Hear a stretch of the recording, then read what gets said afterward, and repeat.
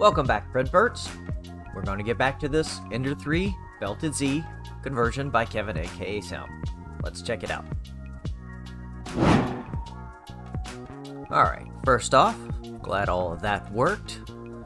Hopefully my chat is working. It was telling me I needed to log in. If you say something and I don't respond, it's because I have not seen it yet. Sorry about that. Let's see if I can straighten this camera out some. That's a little better. I was getting a little nauseous. Okay, so where we left this Ender 3 last time. Basically, we have everything together. The belts are on.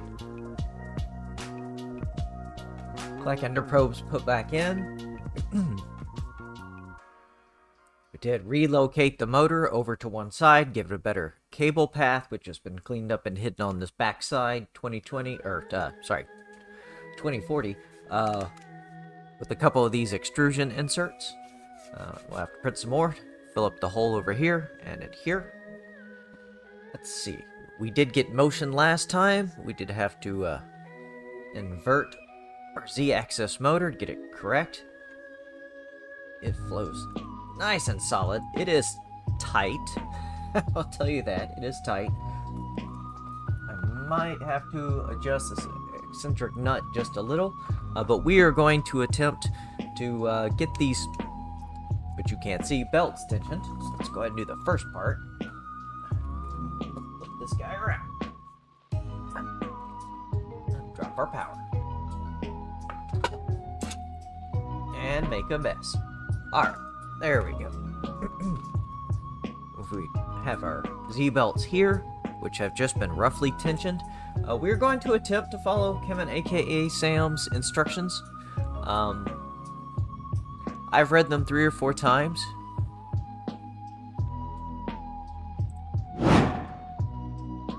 And I am thoroughly confused. Quite honestly, his whole technique is using this back cable. Looking at my monitor so I can see what y'all are seeing. You have this front cable, which is the short, and or the belt. Sorry, not the cable. And then the belt on the back side. He recommends using that to get the tension, using an audio method with a smartphone and a instrument tuner. That is a known technique, and it works pretty well for getting equal tensions. Same way you'd tension a guitar string to get the right tone. I am not sure of the tension level this needs to be at. I believe that is told to you by the note that you get, which would make sense. But every time I've tried to tap these guys in the back, they just end up smacking against the frame. And also, this side is very tight, this side is very loose. It's the same way on both, so I'm not sure what that means. But we are going to attempt to get them to at least an even tension, and we're going to attempt to test print and try and compare it to something previously we've printed. Not necessarily on this Ender, but on the other Ender Pro. Fortunately, I did not think ahead to do a one-to-one comparison. I should have done that. Remember in the next time. And we'll go from there. Alright, let's go back over to the side camera. Check a few things here. Alright. So, first thing is, we need to get a spool holder back on. Unfortunately, that is something I did not think about. Actually, got myself totally flustered. Let's go over what we got and what we can get rid of. Here is the kit we got in the mail. Here is the electrical spool holder. Here is a 45-degree spool holder adapter. I couldn't find my gray, and then after I printed it, I found my gray. So we will reprint this in the future. Maybe even change up the color scheme of this printer because it's just been gray and black. But this will mount over on the side of the printer, and actually on this side of the printer, down here on the frame, and let us attach this spool holder at a 45 degrees, so that will actually put the spool in a nice even path going into the extruder motor. I like that. It's going to take up a little more side space, but hey, you gotta do what you gotta do. There's just no good place to put this thing at the top of the printer. Here is our bag of removed parts. Go over these so I can get them off the desk. We have our Z motor cable, which is extremely short, the motor mount. We have our Z coupler, motor coupler, and then we had a handful of screws, and piece of one of the pulleys that we popped off. Good for something else. Don't know what, but now they can go away. We have our original Z bracket, still in one piece. We will hold on to that in case we decide to put it back at some point. We have our original Z-rod, which we could have used instead of buying the nice chrome rod that came with this kit, but I wanted to have a Z-rod I could use for something else. Don't know. Alright, we have our last power supply mount. The replacement is very close, but unfortunately, I can get this in camera shot. There we go. That's enough, maybe. Little bit of finger protection would be nice. So we're probably going to redesign this down the road. Most definitely, because I really don't like how this is only held on with this one screw. I'd prefer to use the two there in the back and turn this hole and this hole into just a very large slot. So that was the big issue last time, was this actually was just a little bit too close. We had to drill it out. And then of course some finger protection, because I don't want to drop anything in there. I don't want to stick my finger in there. It's mostly covered. Alright, so that can go away. That leaves us down to just what we need, which is their cell phone. Get this adapter, 45 adapter on here. And our leftover screws. We'll probably end up using some of those from the kit, so that's why I'm going to use them instead of trying to pull out my own. I don't have a large amount of them. Let's go for the side cam, maybe. There we go. Yeah, ain't too bad.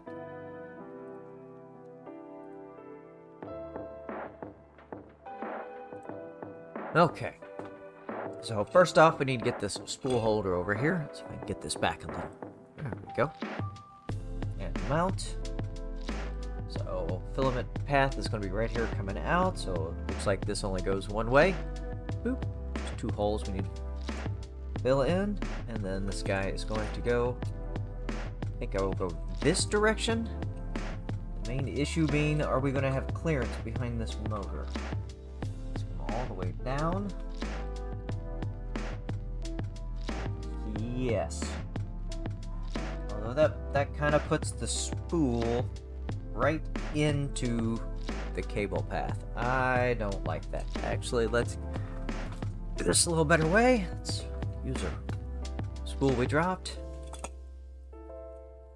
Let's see how this looks. Yowzers. It is barely off the desk. I'm okay with, although we might get a spool or two that are very narrow and wide, and that might actually end up hitting. Might need to print out next time the long version. I know there's other versions that kind of kick this out even further. This will work for now. That still hits our cables. They have to be back here. We definitely don't want those bound up in that.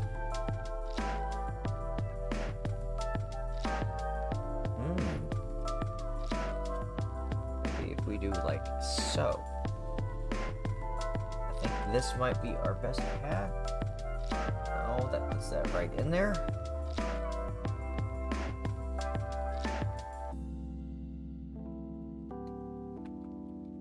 I think like that, or let's see, how low does that get that guy? There. Yeah, we are going to have to offset this slightly back some to clear these cables, and guarantee we don't get caught up in everything. Alright, let's go ahead and get that mounted. Get the spool out of the way. Get us a sip of water.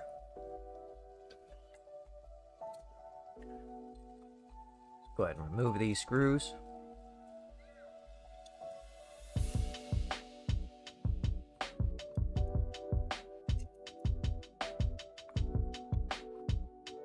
Let's see, hopefully they are deep enough.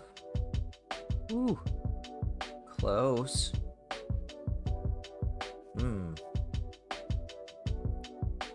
That might be an issue.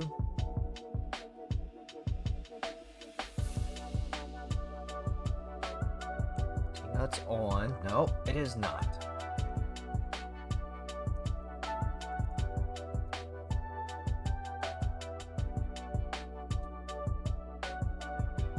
See, there might be a little gunk, because those are slightly recessed holes. There's some red filament there.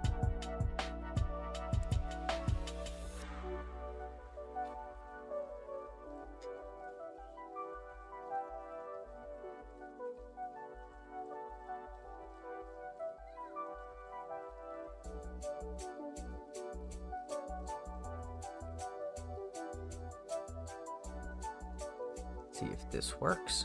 Hey, it does. Alright. Except the camera is all whacked out. What happened here?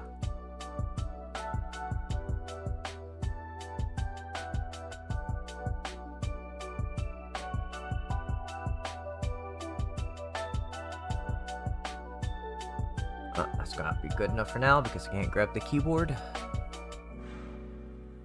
Go. Gunk.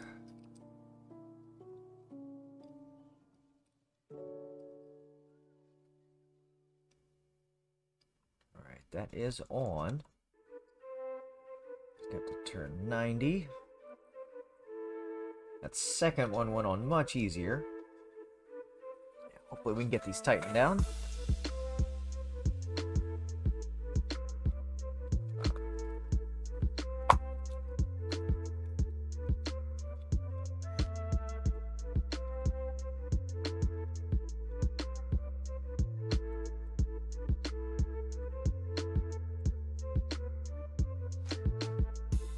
Oh, it did grab. Awesome sauce. Hoping we had the, we're using the correct Allen key. Go. Did it grab? No. Came right off.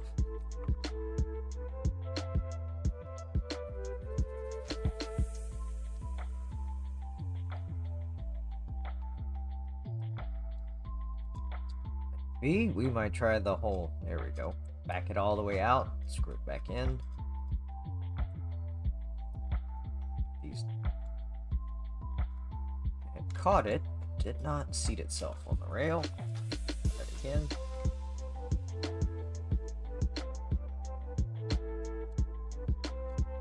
Got it that time.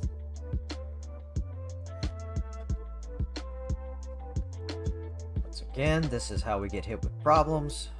Thickness of this model. I like it. That's how thick it is, but did not think, hey, we're gonna need thicker bolts or longer bolts. And I just missed the nut.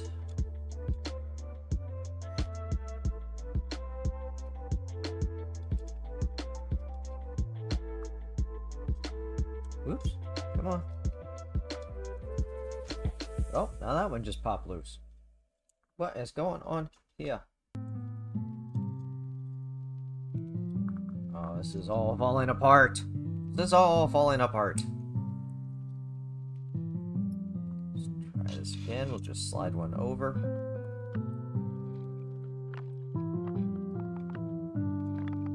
I think we're gonna get some different screws.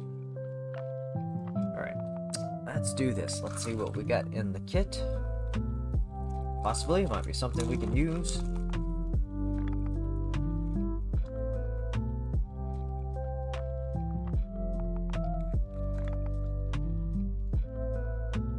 $5, $30. T-nuts any lower? Possibly. Not really. 5 lock nut. 3 and 3. I don't think we're gonna have anything.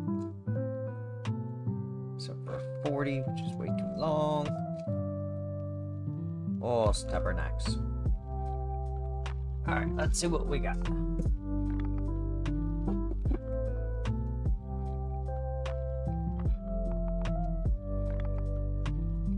Might be our fix.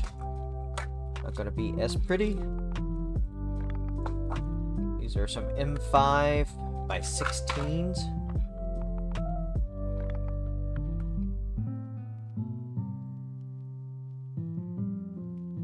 See how that looks. Well, ain't great, but ain't bad. But that'll get us through what we need to do.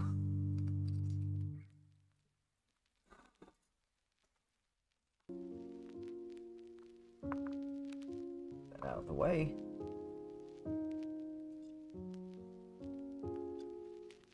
This might be too long.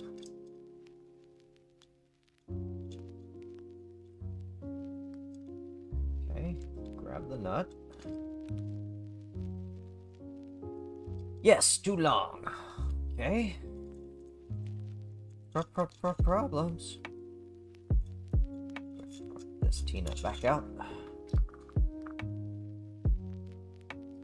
This is the world of 3D printing. Try, fail. Try, fail. Will these get used here, maybe? Nope, too long for that. But these. Those fit. But do we have a 5mm square nut to go in that hole? Conundrums.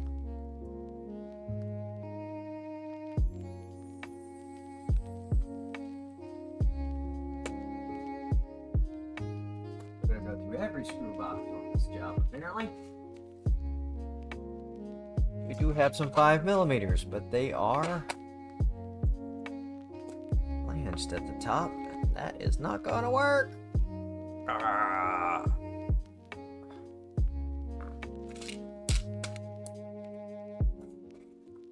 This is no good.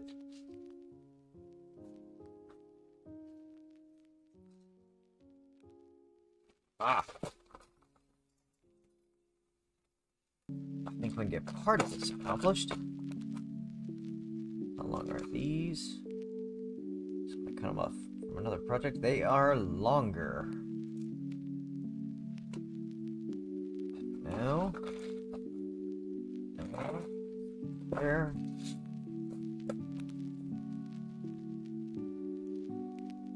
No.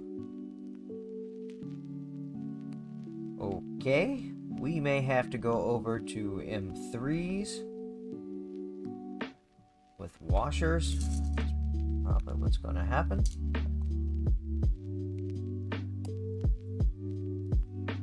Not ideal. And do not have the hardware. So that can go back in. We'll keep these close by. I end up using something else again.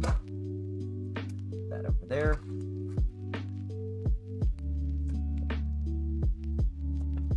Spare junk ones in there. Alright. That will work. Let's see what we've got in M3s. Get some M3 T-nuts. See if these are wide enough to fit in this gap.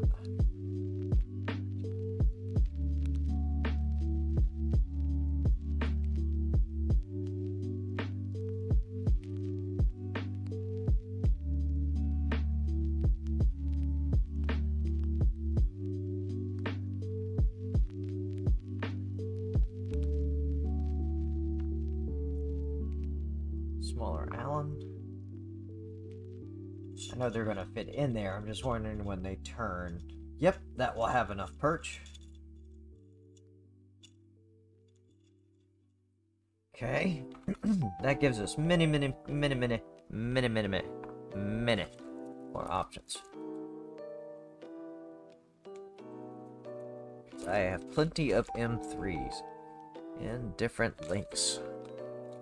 Can't use those M5s for anything. 5x8, are those the same length as those? Oh! Oh! Oh, baby! Mama! Hold on. Didn't even see these before. M5x8mm. Let's see how these fit. Seem just a hair bit longer. That's really all we need. Okay.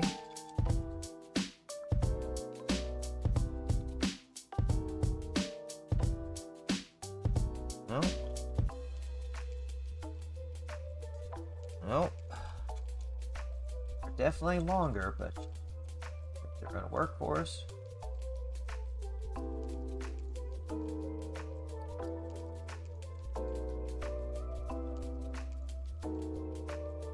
Oh. Hey. Okay. We have a solution. We have a solution. Problem solving with printer prompt.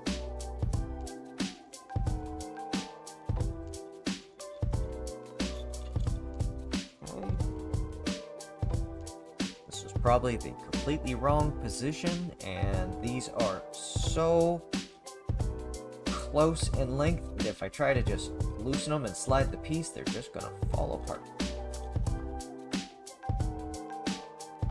There we go. Alright, that got nice and solid. Give you a little better view. There you go.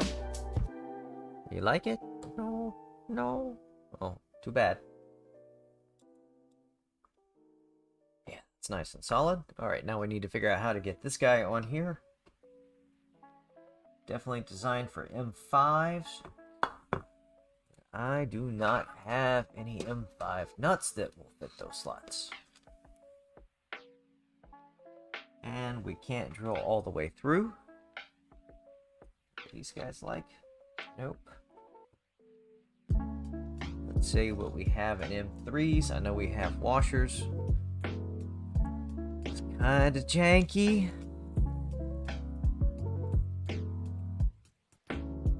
But it will get us going.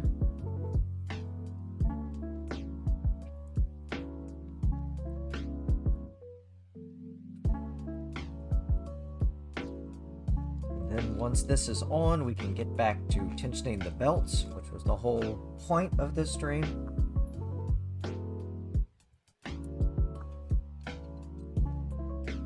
Yes, there we go. That will work. Is that too long of a bolt? Just barely too long of a bolt. Those are M3 by 10s. Let's see, do I have an M3 by 8? I do.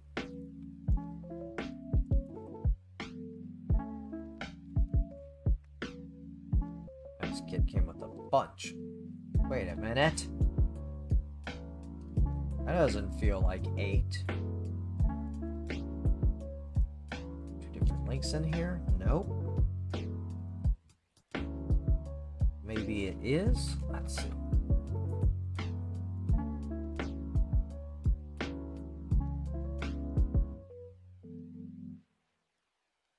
Yep, it is. Huh. Alright, let's try this again. Definitely not bottoming out. I'm not sure how hard it is going to be to get through a nut that's in there. Try one first.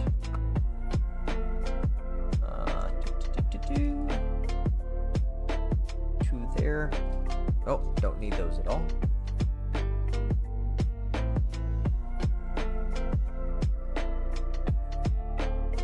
Yay for spare parts. Yay for spare parts.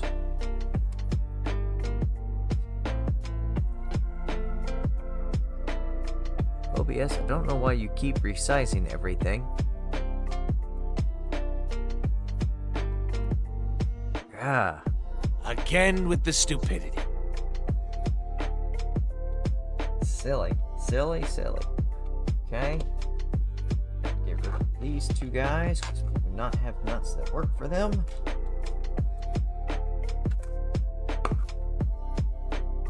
Let's try this. There are the 2 10s, there are the 2 8s. Need a couple of nuts. Should have some right in here. Also going to grab 2 extra washers in case I need them. Ah, there's some right there. Convenient. More kit parts.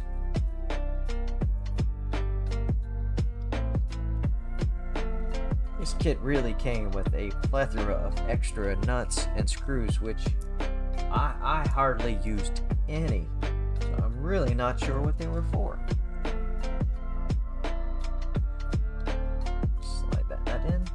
Okay. I can see it. Go as easily.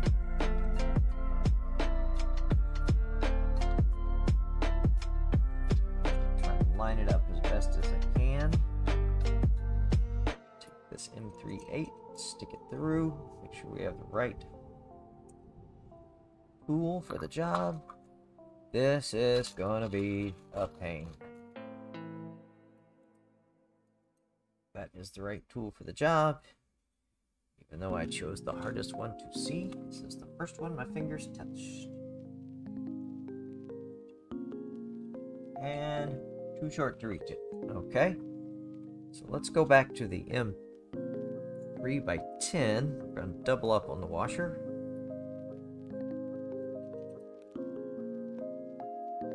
I think this is going to be our solution. Not a perfect solution, it is a solution.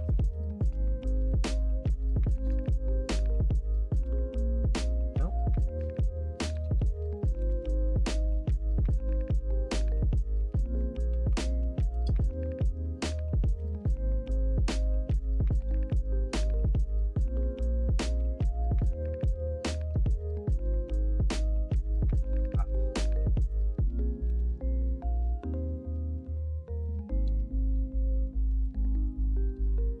Kind of feels like it's on it.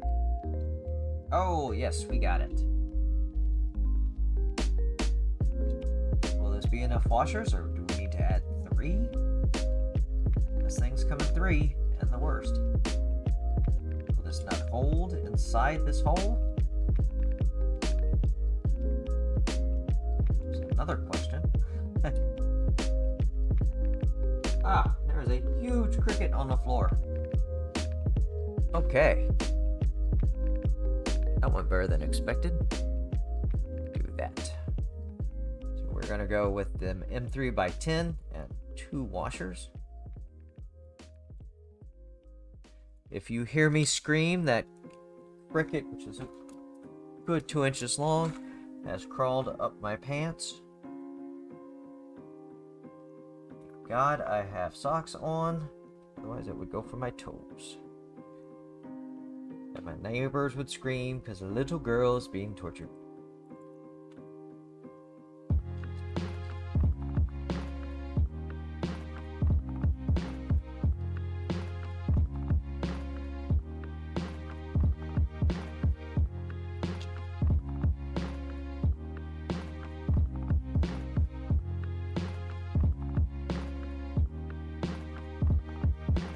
Well, it's going to be much harder because you can't tell. Got the nut.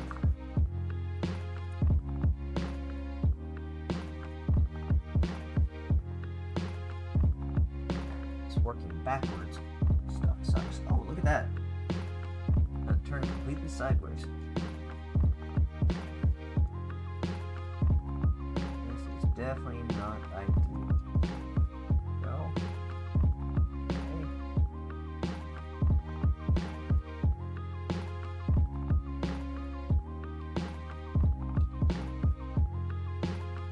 Let it move. I hope it moved to the direction I wanted.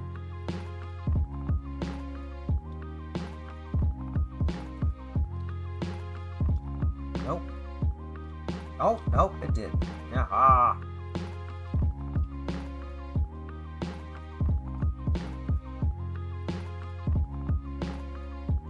Now,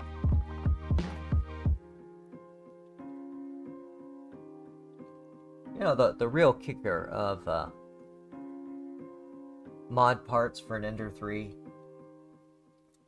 compared to until recently, every other printer, is most of the parts tended to get tested and kind of filtered out.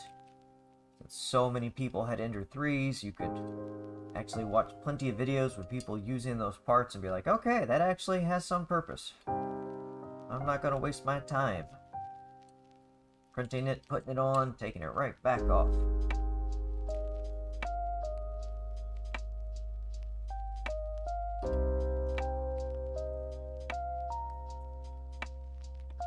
That's not the best. That's not the best at all. This might not work. Ideally, we should have a washer on the inside as well, but there's no way I can get a washer in there and that nut and get it aligned. Okay.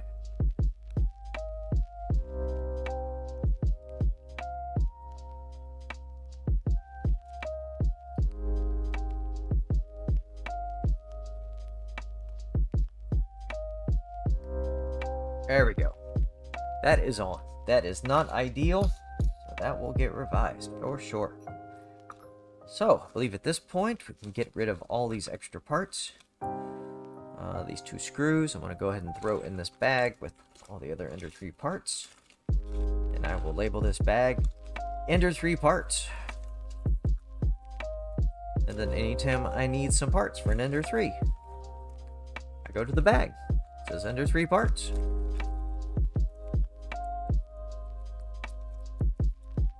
So that is gone. We don't need any of this stuff. Totally forgot to check that one.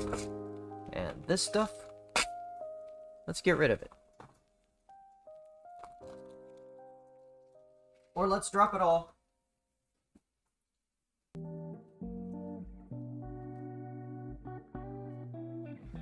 Live over there. Get rid of calipers. Measure any filament today. Okay. Get some of this dirt off this thing. Alright. Bring you up a little bit. I think that works pretty well. Get some water. Now, slide the laptop over. Door back out. We don't need those 2 Allen screws. We need a very difficult one. Yep, there's the plank. Okay. So let's go over to the laptop. Here are the direct instructions. Last step, single Z, KevinAkaSam.com. Sorry, I gotta remember to face the microphone. Yeah, like I said, I read this 3 times, and I get what he's going for. I just don't see how to do it easily. I feel like I need some kind of tool to pluck. Okay, basically both sides. Use the tensioner blocks and M3 nuts. Put the bolts in. Turn them 2 turns. Left side with the Z motor and extruder motor. Okay, so this is the left.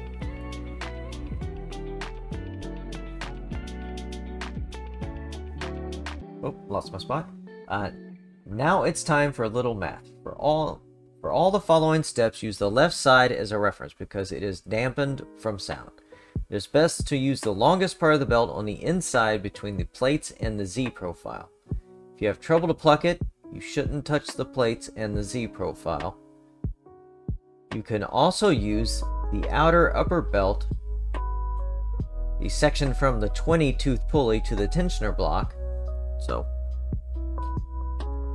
this part instead of the inner.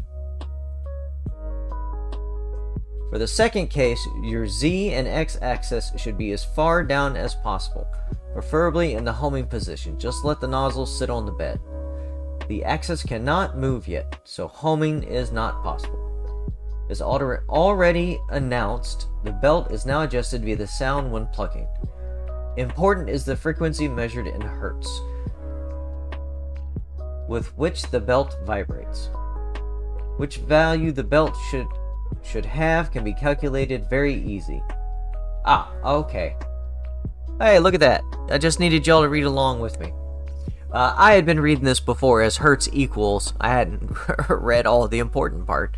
Hertz equals 28,531, which for one, I'm like, well, humans hear 20 to 20, and most cell phones don't go that high, so I wonder what he's going at. Okay, so there is some very simple math. So we might do this outside section, which should be a lot easier. So,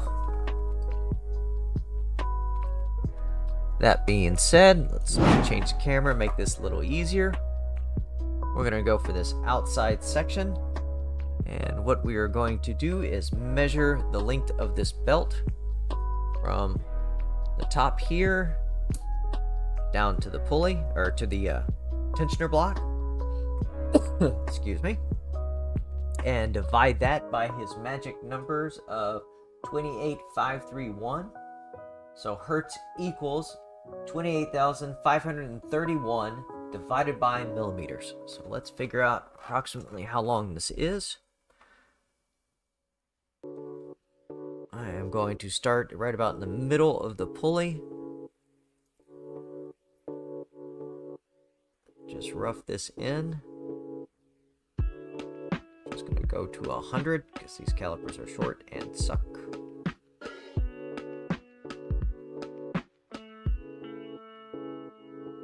There is exactly 100. Hold it there. Move our finger back. Use our fingernail as the original spot. Ah, there's our next problem. Okay. So there's 200 millimeters.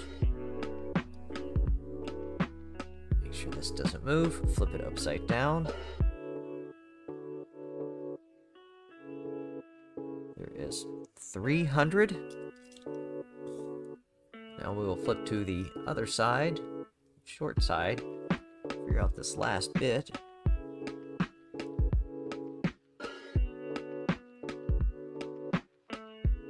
So we're looking at about 22.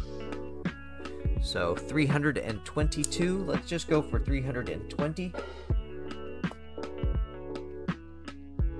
Let's use our handy calculator here. Okay, so 28,531. Come back over to laptop, get my face out of that camera. Is it going to capture it? There it goes. Oh, that's so horrible. Sorry guys, but you'll have to see that. Divided by 321. 88. So that is the hertz we are looking for. Okay. Is that right? Let's do that a second time. Go over so you can see it. 28,531 divided by 321. So let's just go 320, make it an even number. So out to 89. Seems very low to me, but 89 hertz. If measuring the belt from the inside belt the longest on the z-axis, you would have 66 hertz. On Ender 3 Pro version 2. If you use outer belt, the value will be different. Measure the length of the belt and use the formula above. This value is the target to which the belt is now tensioned. Use the left side as a reference. Always measure the tone on this side only. Increase the tension of the belt by turning the M3 screw further clockwise, max 1 to 2 turns between measurements. Quarter turns at the end. Copy the rotations you made on the other side, but do this step by step. 1, 2 rotation left, 1, 2 rotation right, not 10 left then 10 right. As a reminder, the two sides will display a different hertz value. This is normal. When the belts have reached their correct tension, move the axis up and down a few times. The motor should not rotate because the grip screws are not tightened yet. Well, we already tightened them. Then check the tension is still correct. If not, adjust it. Okay, so what it's saying is you can't trust what you get on this one with this one.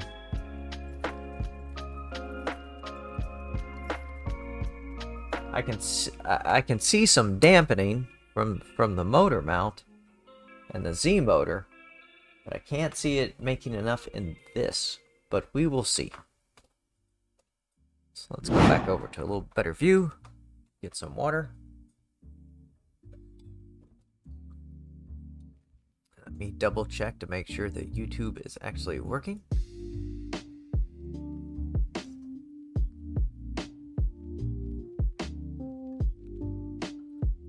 Alright. So we are going to use our phone. Oh, I should have got a screen capture for the phone. Alright, where did this install?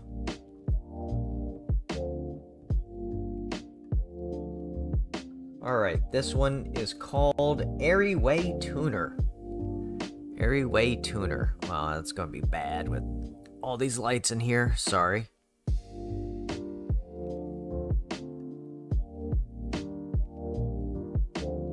It's picking up the music from my headphones and my neighbors, and now my voice. But basically, we're going to be using this hertz down here in the lower half left. We get to ignore pretty much everything else. So what I'm going to do is make sure I know where microphone is on my phone, which is down here. Guess let's just stick it here.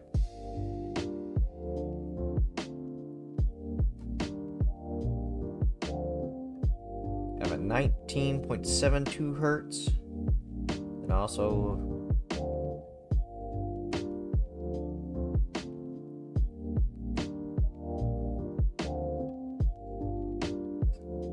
it's 1915. I can't talk while it's going, as you can see. It confuses it. Let's get as close as possible.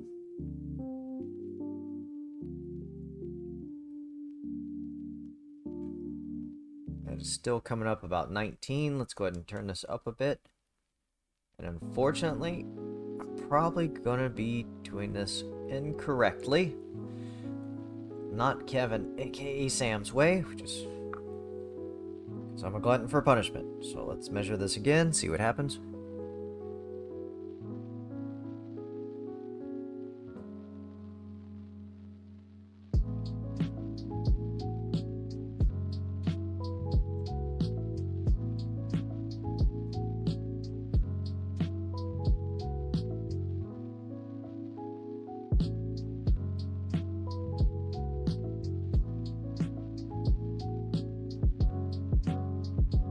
Alright, it's telling me about 47.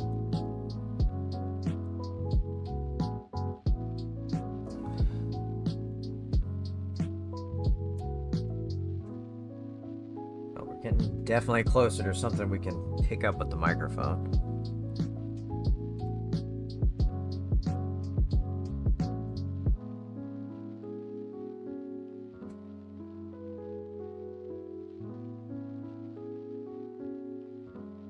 Eight.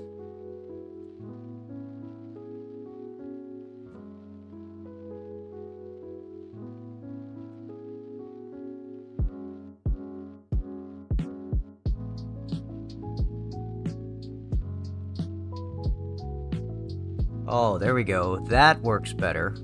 Ah, I'm an idiot. Look at this direction and it can actually vibrate more, and it's definitely much louder.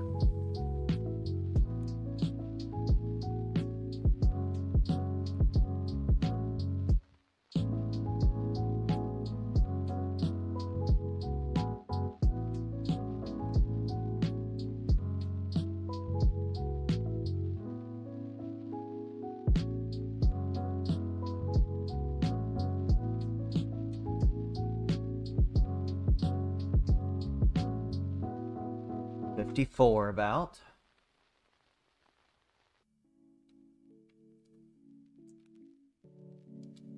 And we pretty much are doing half turns.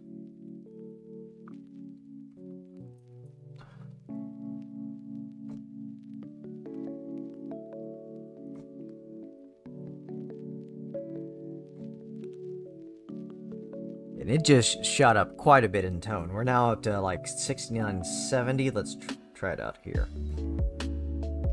Yeah, 68.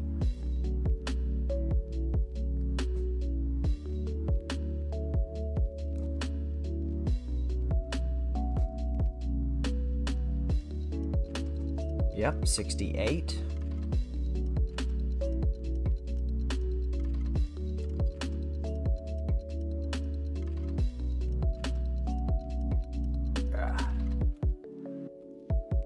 Ah, reconnection successful. What happened?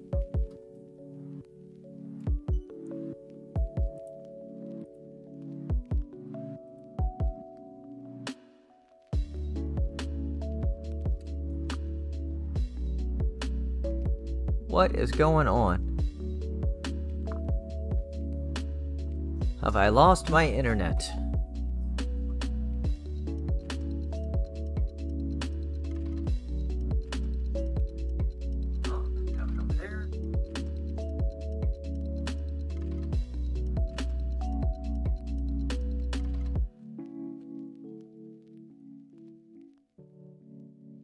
Okay. Sorry, I'm right up on the microphone. Maybe we're back?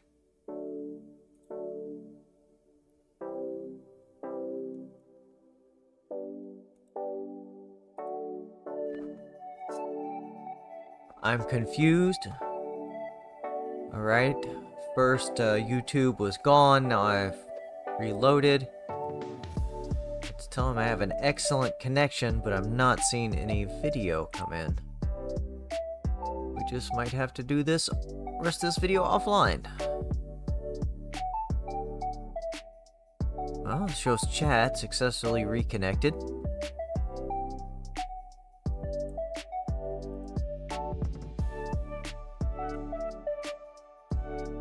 I am highly confused.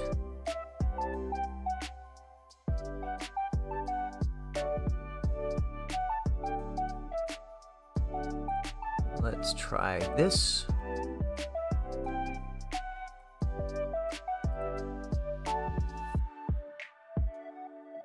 Sorry, we disconnected and reconnected real quick. Hopefully this brings back YouTube. This was very bizarre.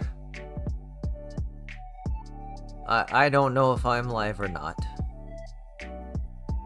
One part of the YouTube studio is telling me my stream is healthy at the current time. So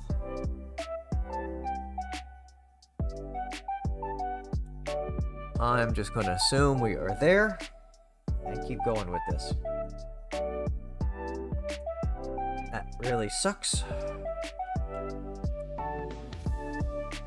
Let's see what we get.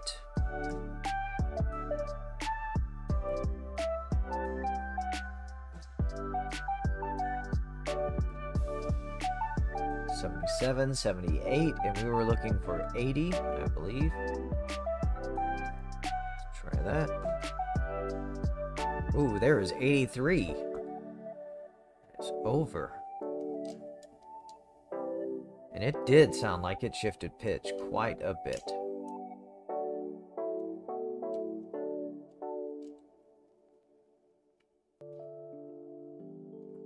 Check my browser again. Still telling me to connect my streaming software to go live.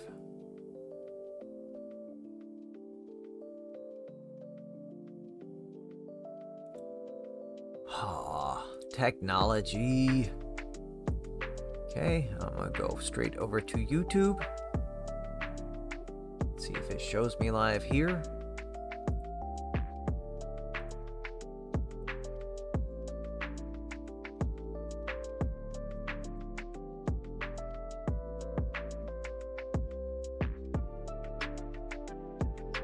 Streamed 4 minutes ago, so it did disconnect.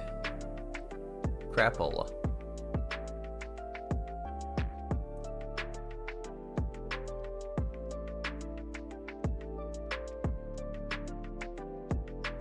Okay, so this live stream's now just a video, right?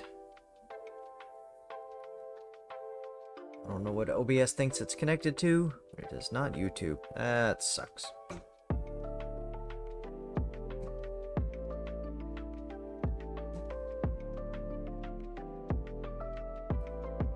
It's right about 81. It's close enough for now. Let's go on to the second one.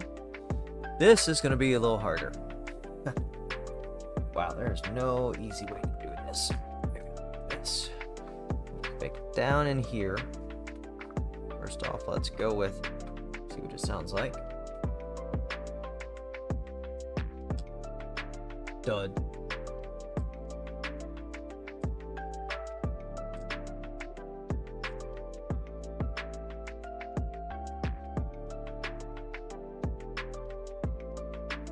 $12 to $15. Let's tighten it up. Oh, it's so weird.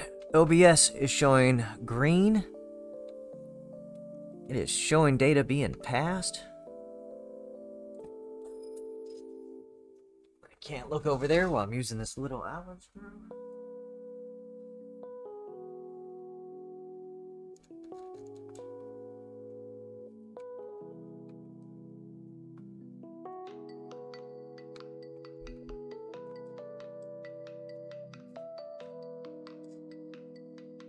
Still low.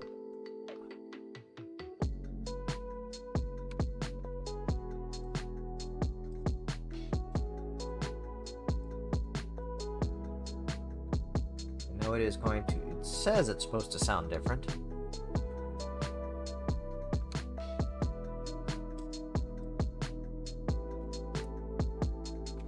That sounds like we're getting close.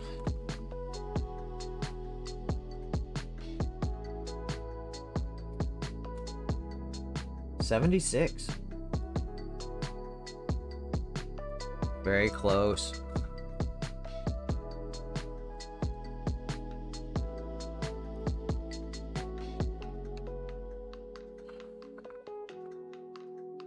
Let's try this one more time. 81.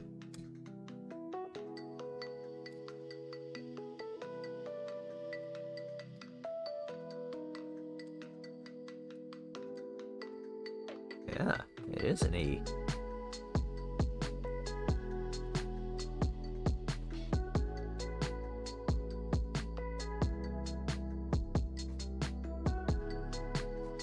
$72. So the tension on this side has dropped because we brought up the tension on the other side.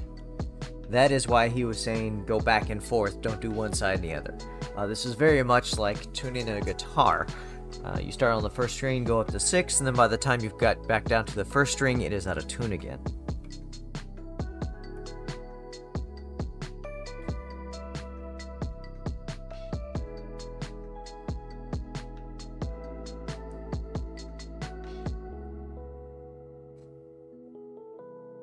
$71. $71.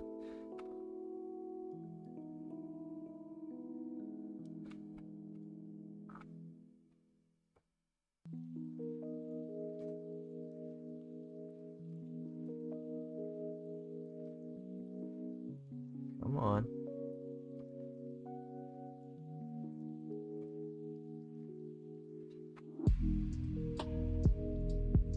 Now that one's dropped over to 80 since we're picking it up over here.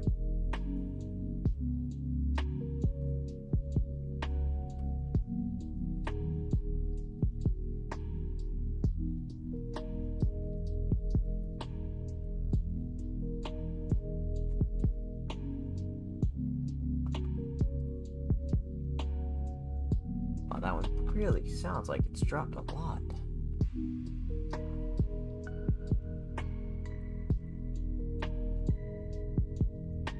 There we go. 84, so we need to come down just a bit.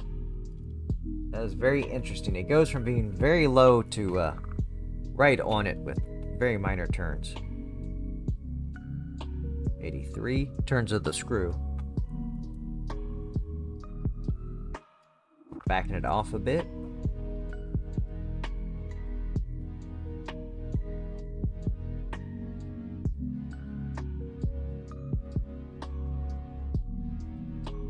What we're going to do is write it an E. Probably a bad idea.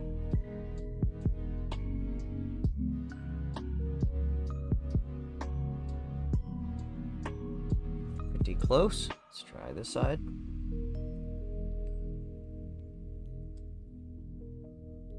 That side's now a little low. C sharp.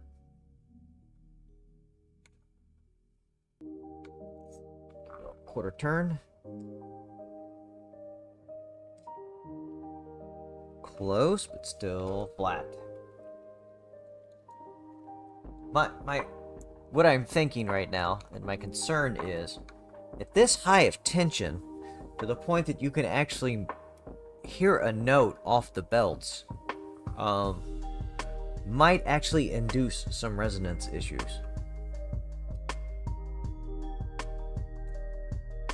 $84, now we're sharp.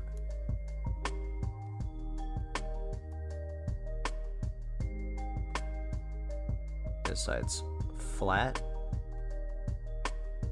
Let's take it down a bit.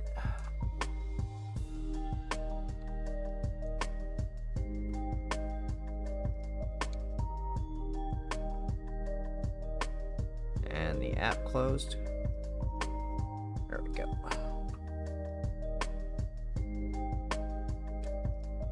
Whoop. Hope we return it the right way.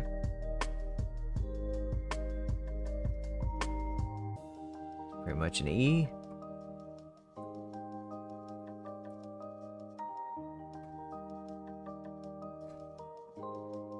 This guy needs to go up just a hair.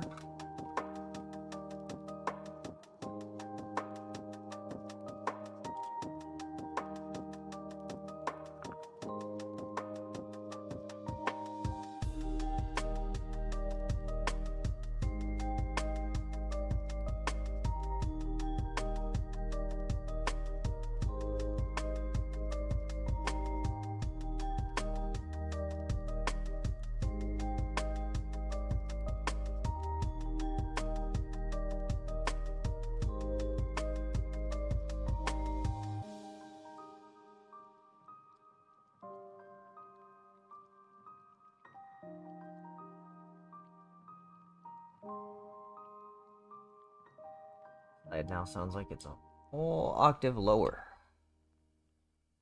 Maybe this is the belt stretching.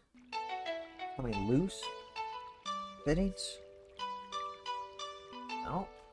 Let's try this again. That's now a flat E.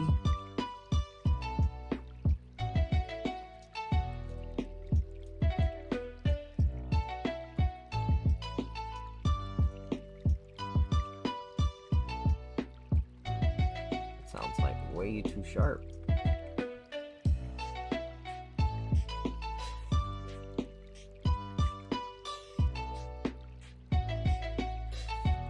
Go quarter turn. Getting closer.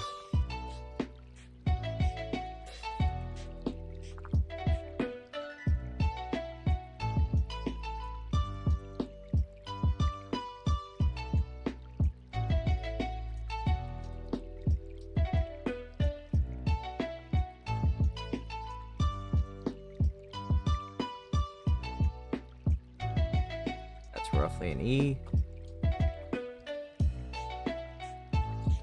F. Loosen up just a quarter.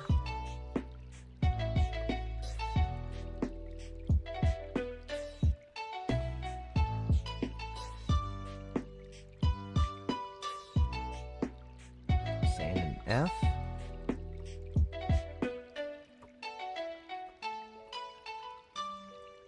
There we go.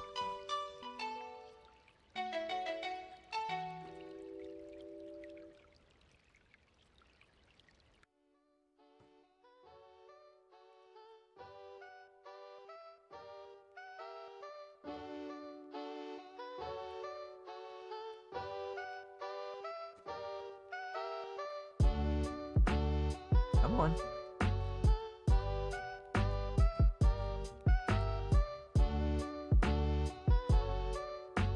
It still thinks it's an F.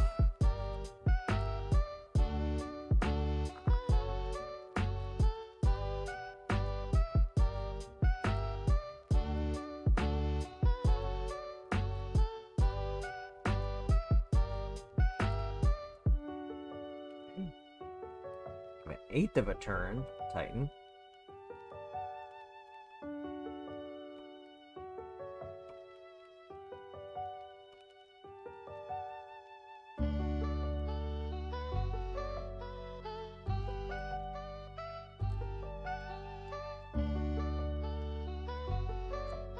half a turn.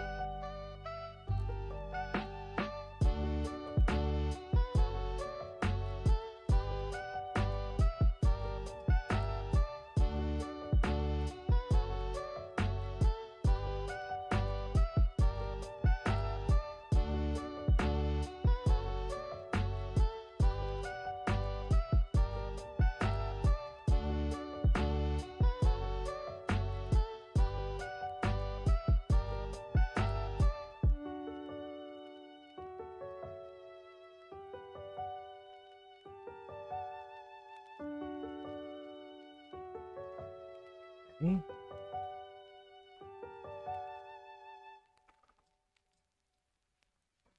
Yeah, this one's definitely, even though it's saying it's lower, it's definitely almost an octave higher.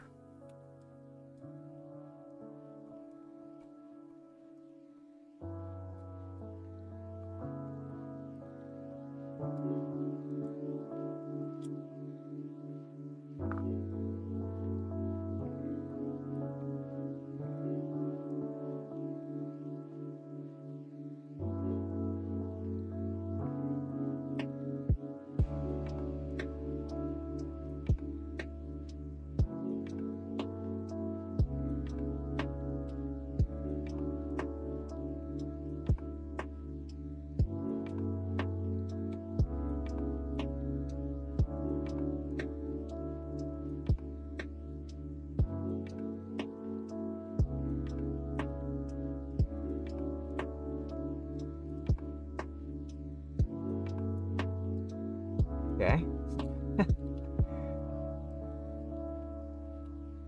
I'm actually just going to do this by ear, just like it is a guitar.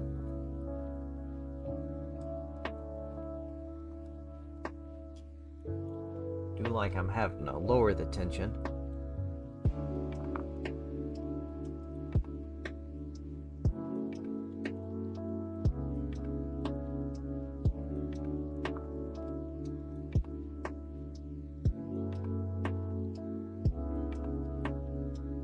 And the plane needed to fly over right then.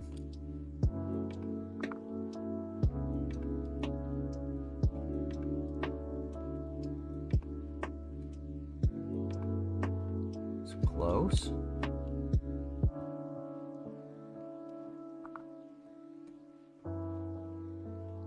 Ooh. Now it sounds like it's within a note of each other, a full step.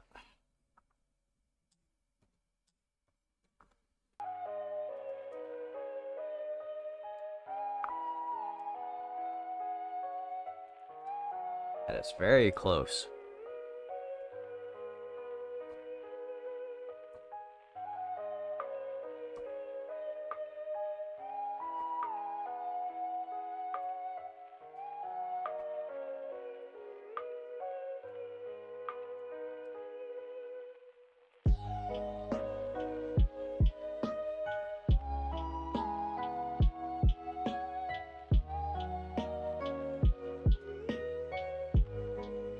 Oh, that's still too high.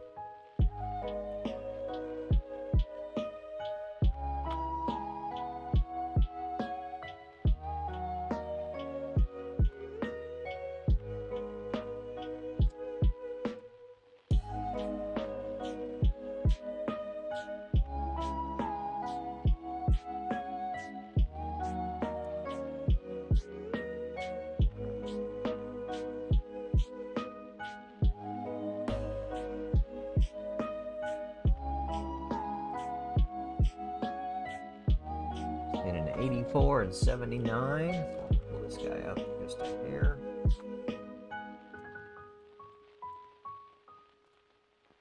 Although I think what's about to happen is that block.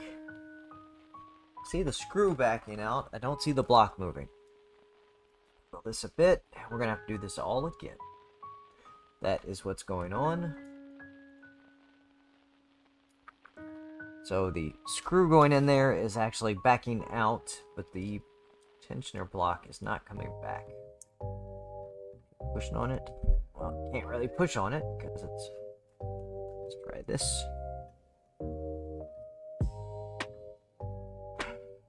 Nope. Okay. Get this screw back in there. I can use the dang tools.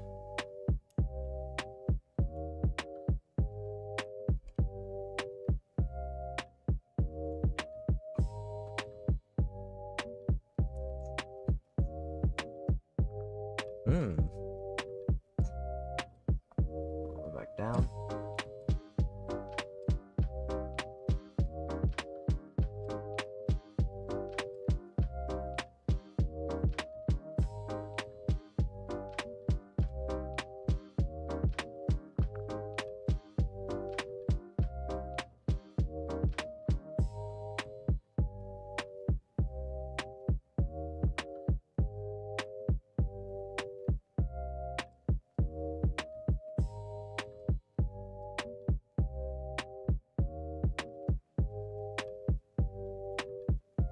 What I am doing, sorry I've gone very quiet, is I am just listening to the left belt and the right belt. Since we know the left belt is close to 80,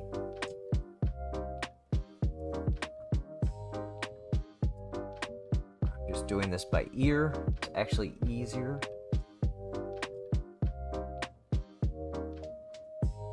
Control app having some real issues.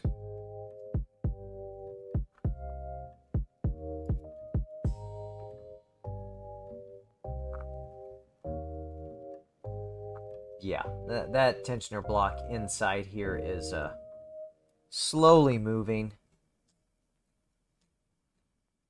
That's very close.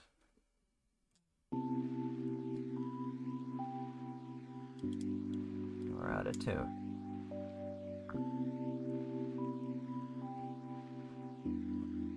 That's very close.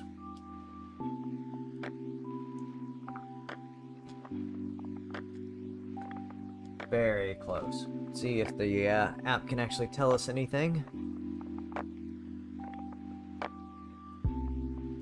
It says 82.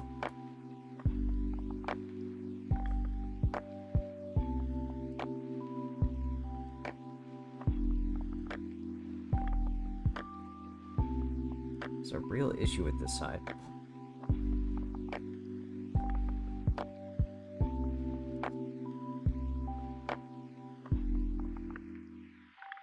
Go 74, 75.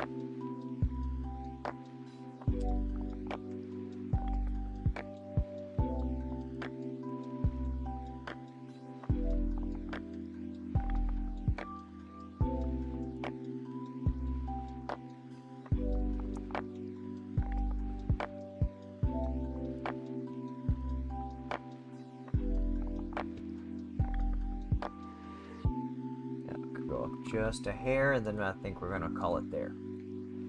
It's too much time. Very close, very close. They are not the exact same tension, but we're gonna try it. Set my phone someplace so I don't drop it. Let's do it there.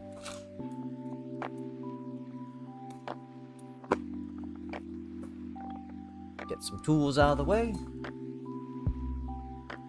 Spin her around. Where y'all can see what's happening.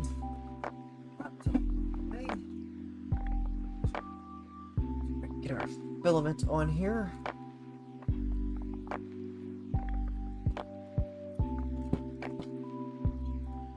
And it just came loose.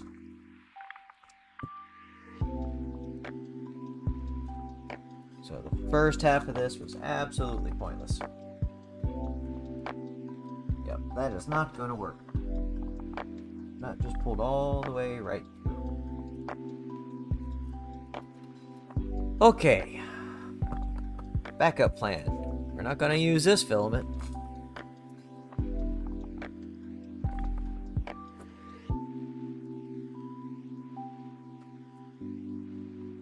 Trying to find PLA. Look at this.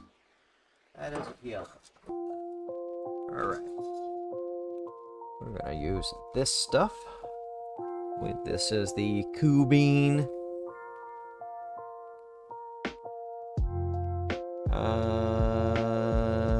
Doesn't say.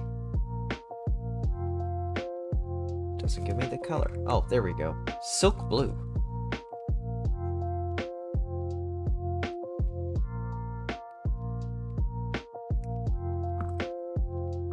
So we're gonna take a couple of these guys.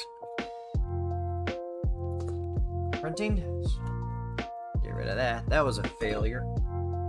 Well, there's the first thing we've learned out of this. And second thing is that we are going to have to turn this printer so we can set this on here. So, cables off the floor.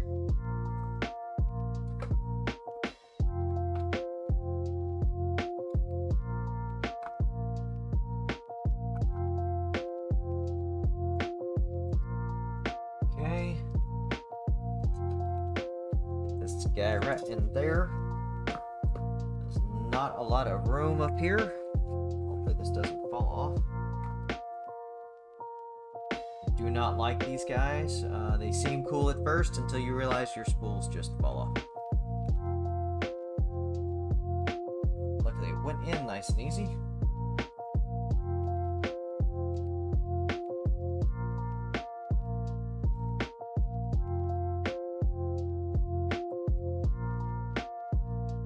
At this rate, we're probably just going to do a calibration cube. Since this live stream turned into a video, and we've already had some failures. Because I don't want to babysit this for 2 hours. Alright, let's go over to Cura. See if it's going to load.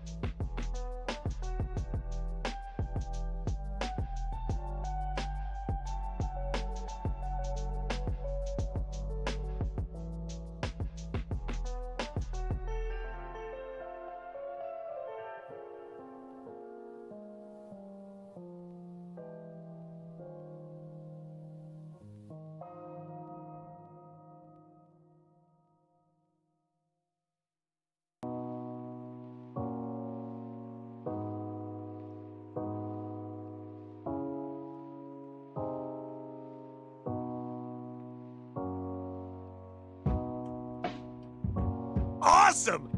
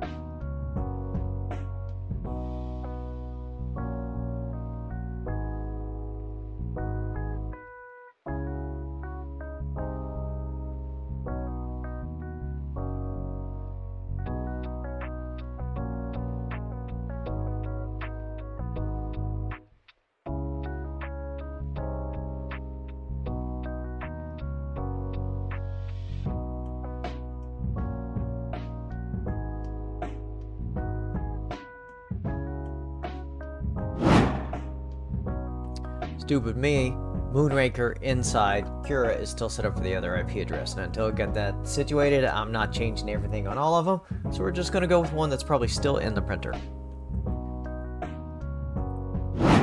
Go back over to the side camera here.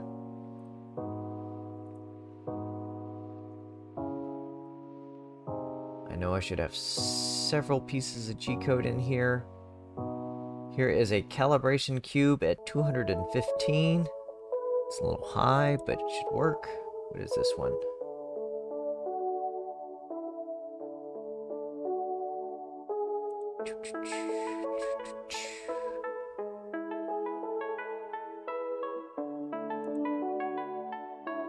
Okay, let's go with not that.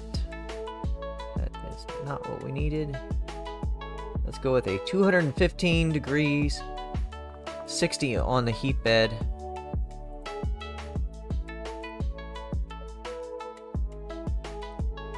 Close these windows that I can't see out of. And did Clipper just shut down?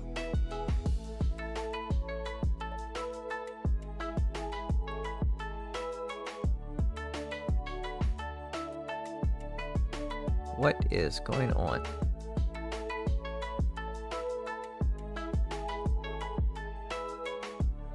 Okay. Let me get this open in a browser window for you so y'all can see what's actually happening. Maybe. Over here.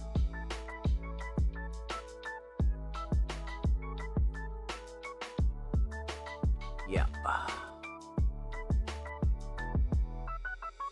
There we go. See if I can figure out what is happening. Lost communication with the MCU. Well. Oh. You know what the problem is? We didn't turn it on. There we go. Now we hear a fan. Again with the stupidity. You asked for this. I know. I asked for this. Get into 3D printing. It'll be fun. Alright. Firmware restart. I bet this time it connects fine. Yes, it does. So let's go back over to our G codes. Take this 215 degree cube, hit print. Back over to the dashboard. We will see what happens.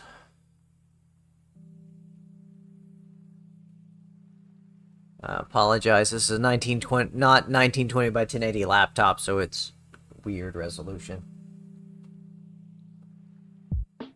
Alright, is heating up. We'll give it a moment. Hopefully I do not bump my USB cable.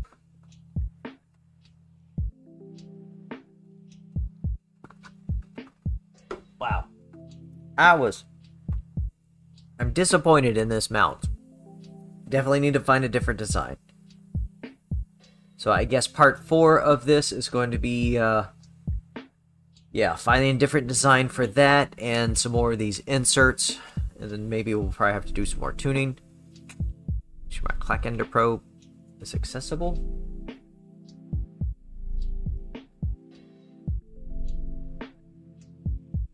And quite honestly, I do not remember if... Well, it still has to home. If Cura on this machine has the correct profile set up. This may not even home its first time. It should, I believe. But it's been a while.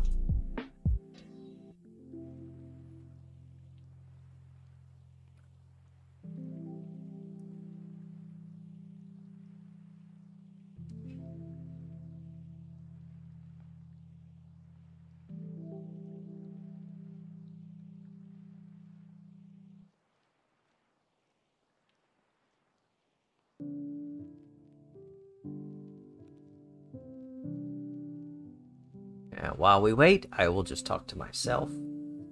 I really am enjoying. We're finally up to 3 working webcams. A whole separate streaming. It's taken several years to get here. A computer that came out of the dumpster. 3 used Logitech webcams. A bunch of little pieces. A microphone that someone threw out. Yeah. And then for I guess my internet to glitch, or possibly YouTube glitched. I don't know. It looks like other people are still able to stream, but I also know they're in another country. I'm also in Dallas, Texas, where we get a lot of cyber attacks on our infrastructure. I know at work just this week things have been up and down using cloud services. Alright, heat bed is to 60, hot end is going up. Already at 110 of 215. Oh, you can see.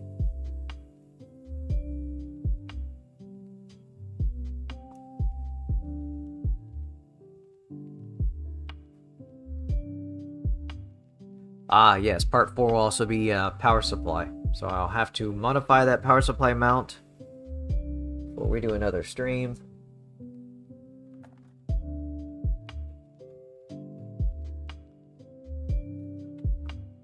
Wish I knew what I was streaming to right now. YouTube shows my chat connected. It shows excellent connection. But nothing actually happening.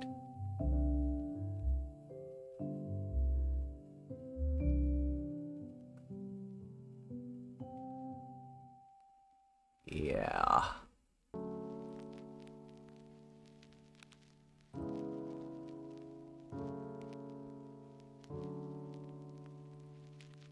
Still says stream is healthy.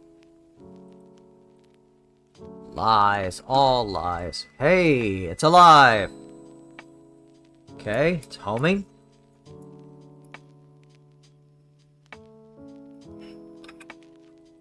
There's our first problem. Cable is caught underneath.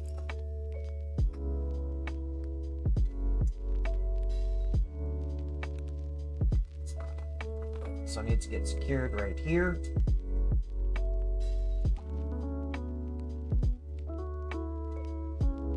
Go. Okay, at least it homed. We're not going to do a full bed mesh. Hopefully this sticks. Right. And sounds like we're clogged.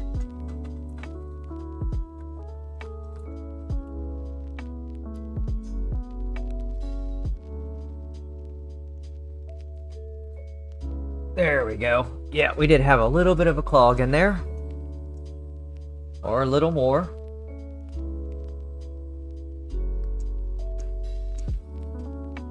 I bet we had PETG in this before. Let's kick the temperature up. This is going to be bad. I'm seeing a lot of green come out. I don't remember the last time I had green in here. It is somewhat printing, and we're rocking as well. Oh, I know what the problem is. It's a little more stable.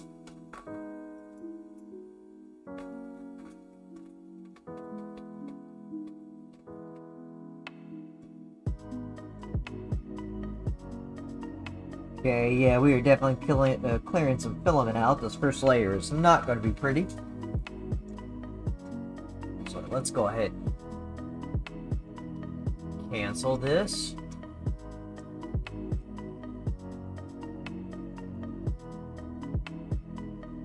Nope, definitely just can't lift it. Motors are still engaged. Okay, Z up by 25. Oh boy. Oh, I did home Z. That's okay. That gave me enough to get this out. There we go. Yeah. Definitely wouldn't have worked well. Go ahead and hit print. This keeps heating.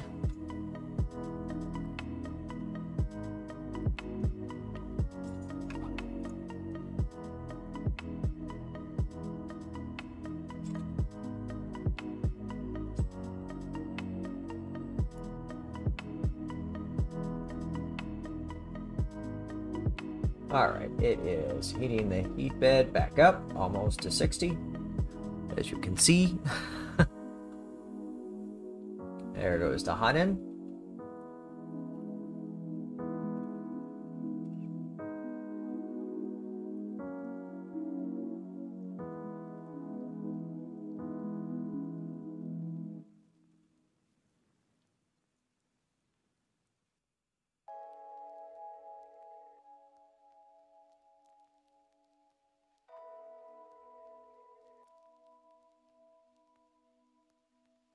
I wish I could hear the music.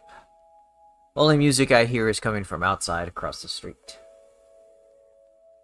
180. And that smoke you're seeing is not from the machine. I'm getting some nicotine. Do not recommend it.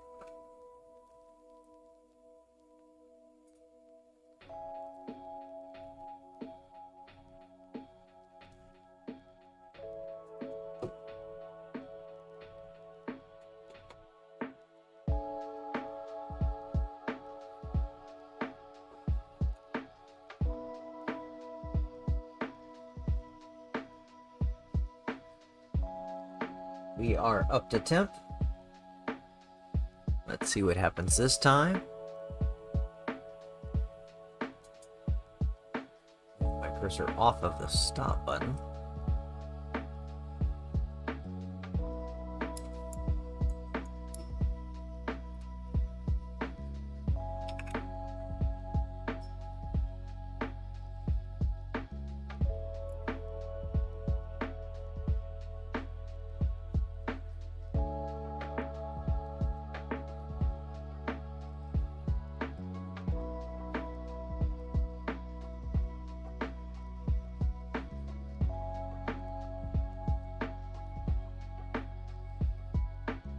I have to say, for the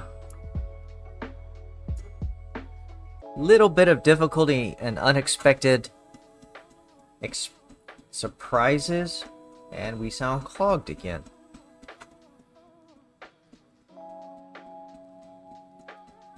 Oh, to 225. This filament clearly says 210. And we still have some green coming out. So yes, we still have some PTG stuck way up in there. I can definitely tell. Oh no. We have two issues. Yeah, there's some PETG still left up in there. And we need to do a bed mesh because the left side is not printing at all. But that is when we're hearing the ka-chunk, ka-chunk, ka-chunk. Alright, it's moved over to the actual calibration cube. I am careening my neck in a very uncomfortable position.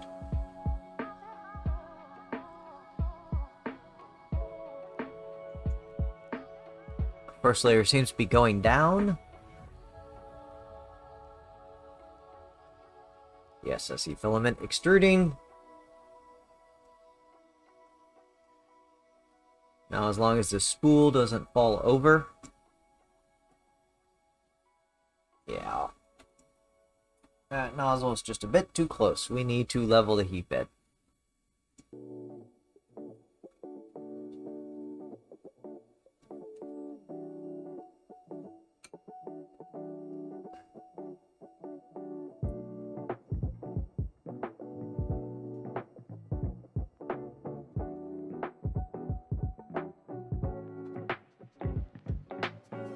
Does seem to be printing fine at 225. Let's roll with it. YOLO.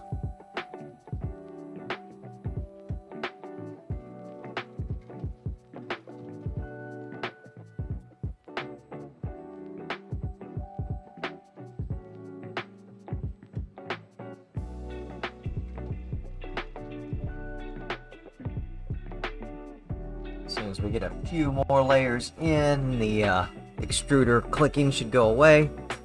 Definitely don't recommend running your printer like this, but this is a test print.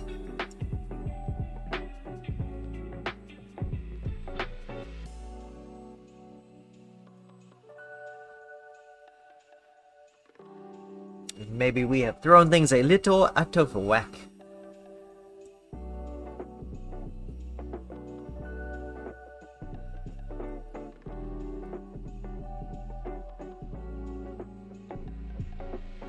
But on the upside, this is printing.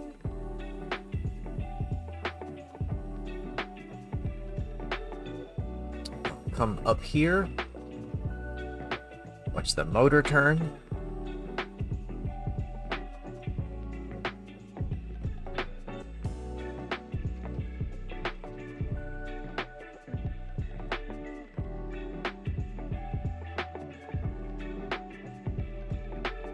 Wow, you can just see it barely going back and forth. This has to be smoother than a lead screw.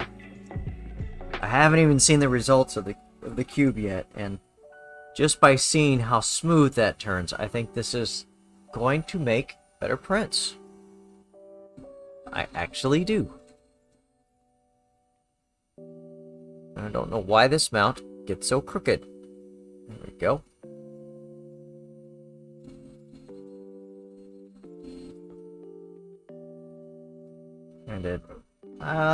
This cube,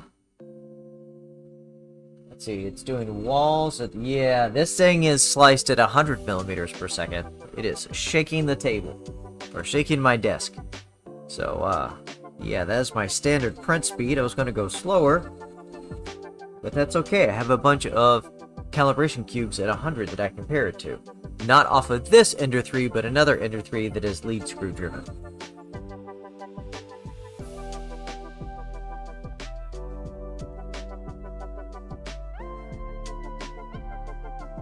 Now that we're at least 3 layers in, our extruder clicking's gone away from our unleveled heat bed.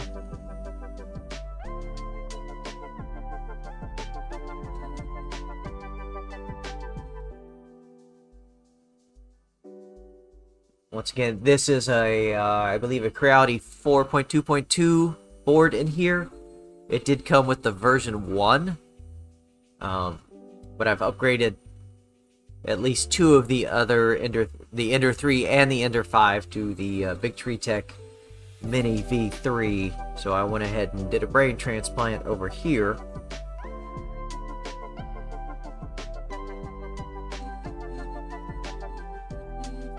Still not a high-end board, but seems to be doing fine with Clipper. Oh yay, cooling is at 100%.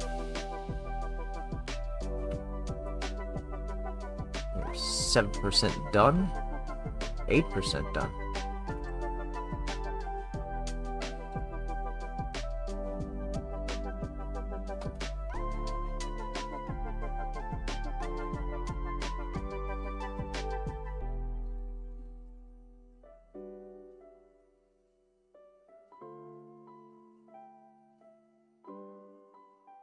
Yeah, while we wait for this, I did go back and watch a few more videos in between this last one and this one.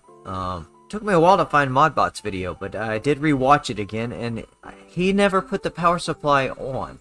So I'm not sure what his solution was.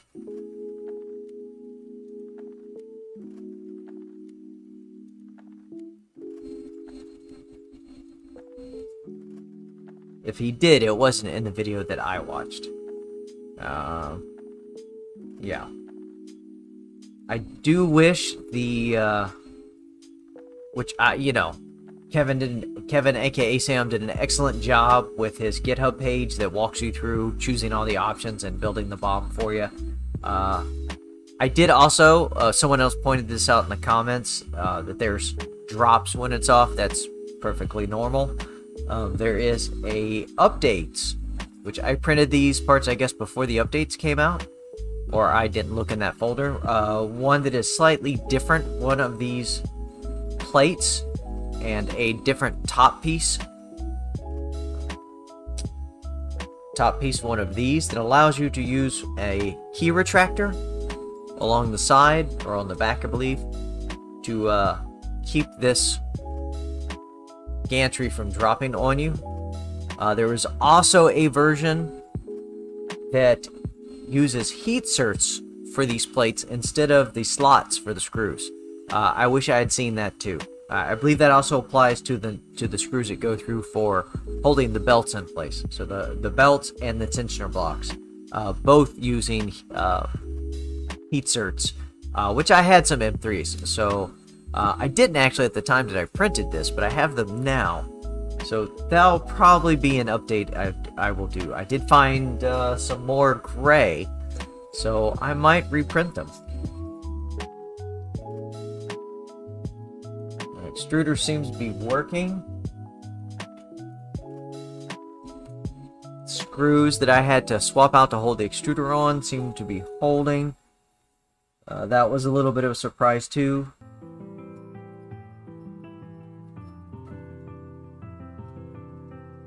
Someone else did mention they attempted this mod and they had the same issue, and they did have the metal extruder. This is the plastic one that most people swap out. I looked at a couple of the metal extruders I have on my other Ender 3 and my Ender 5, and yes, they were just as thick, if not thicker. But thicker might have been easier to use aftermarket screws to make them work.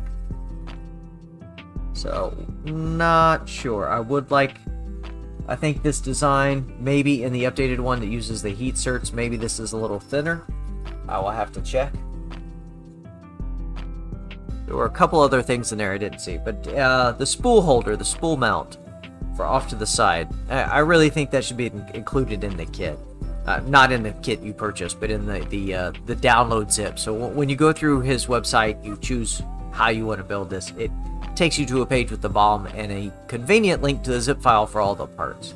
But I think a spool holder would help complete this, because you really want people to be able to just print as soon as they're done.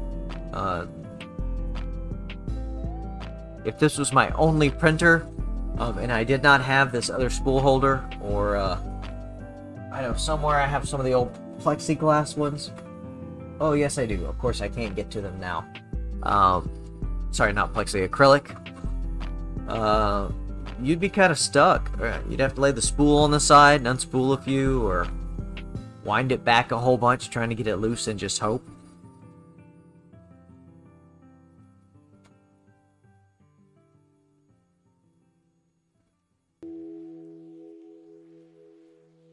I really can't tell how this is looking.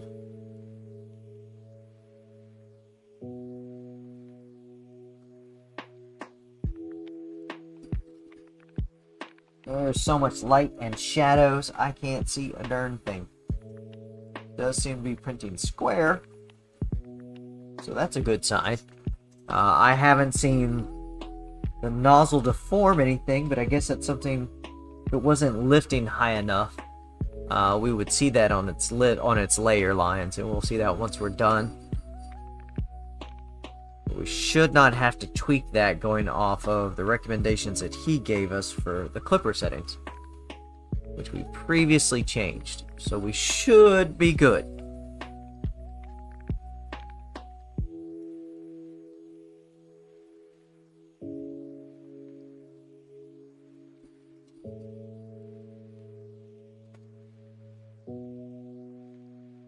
The printer does feel cleaner, except for all the dirt that's on there. And by cleaner, I just mean looking around the side over to this area. But that screw's not there. Here's a big plus that I just realized. So on the standard Ender 3, you do end up sometimes with your filament rubbing on your lead screw, which leads to, for one, damaging the filament, and two, putting a bunch of raw filament on your lead screw that can jam it up. There's a bunch of different designs for little covers. I have used a couple of those, or done the reverse Bowden to help keep it out of the way. And that does work. But now, with no lead screw, you don't have to worry about that at all. Or that slightly crooked lead screw, which is an issue on the stock Ender. At least the original, where you had to print an aftermarket mount for down here on the Z to kick it back just enough to keep it perfectly perpendicular.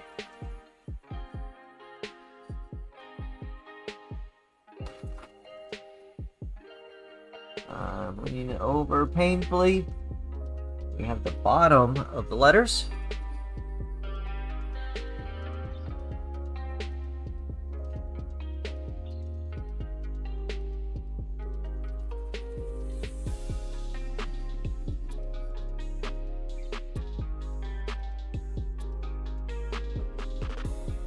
I have to say, I do like this.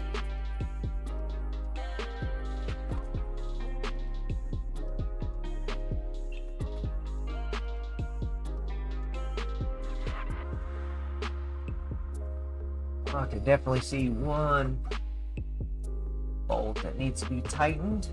We're not going to do it now.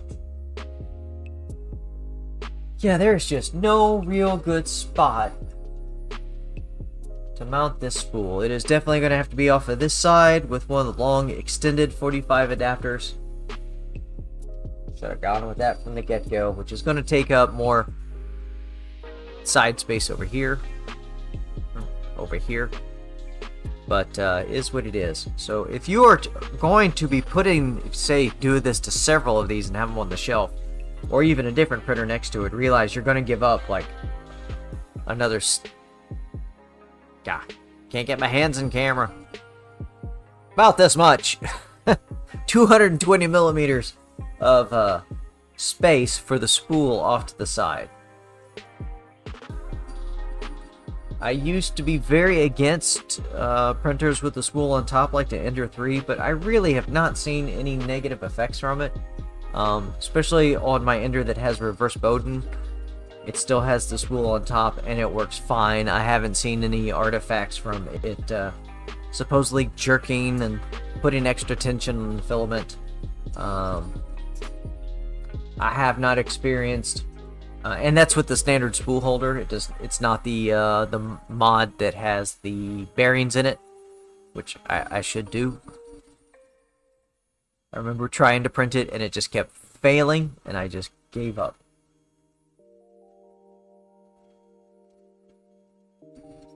And I think what we're going to do with this printer, now that we have to print some more of these, is we'll probably do 2 colors. I'll probably just leave gray on the outside, and since this one's a little, well, you can't see it, this guy is not so smooth on one end. Pop those out. Then we'll have a nice gray, maybe white, gray and yellow accent coming around here across the top and then back down over there.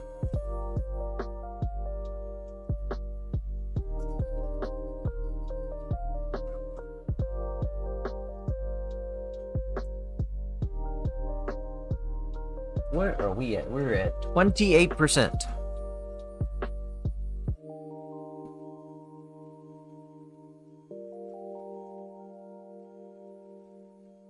No issues yet.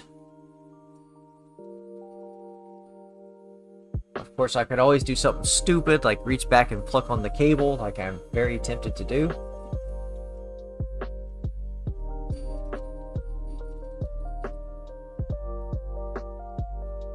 Motor seems nice and solid.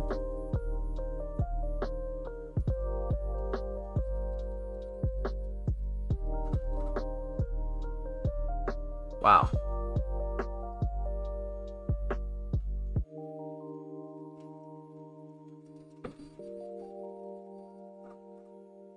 I will also say, after putting this together with the motor in the center, like all the pictures have it, and every video I've watched, and then realizing, hey, you still gotta hide this motor cable. That would be a nice little addition in there as well. Woo! That motor is warm. We're gonna have to back the voltages off on that guy.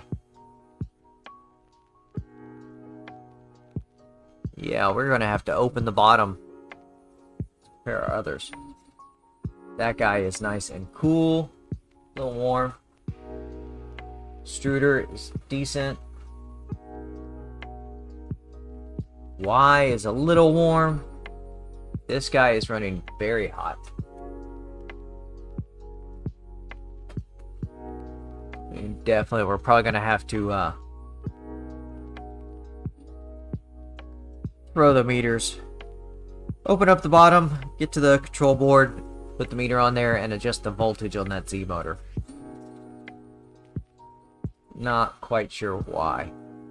It's very warm. I'm glad I printed that in PETG. So that is a little concerning. I don't remember it getting that hot before. But then again, I haven't used this printer too much, so maybe it did, but I don't think so. Either way, that is way too warm to be good for the motor. Let's come back in here. So we can get right in there.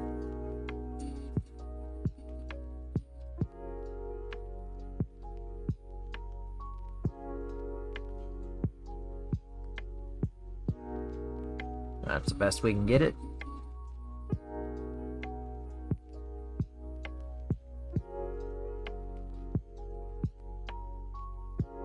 We are at 34%.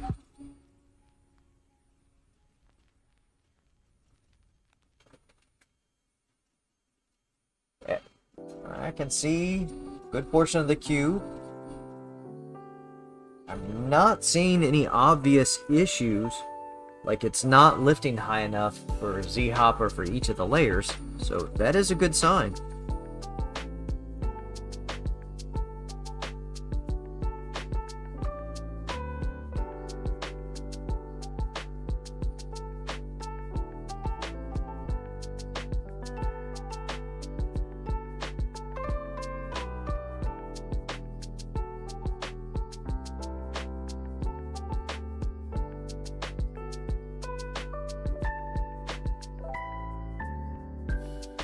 It is shaking my desk so violently, I'm afraid my microphone's gonna drop.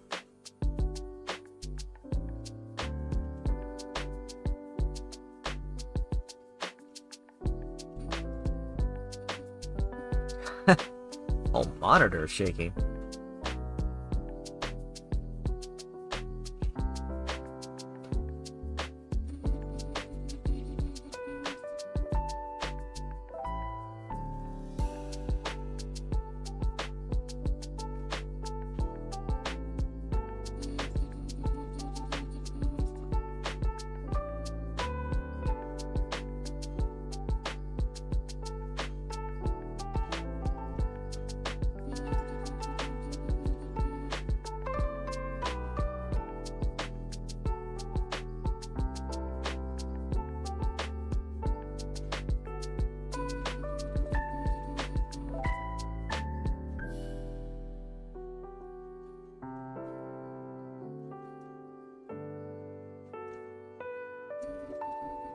$38.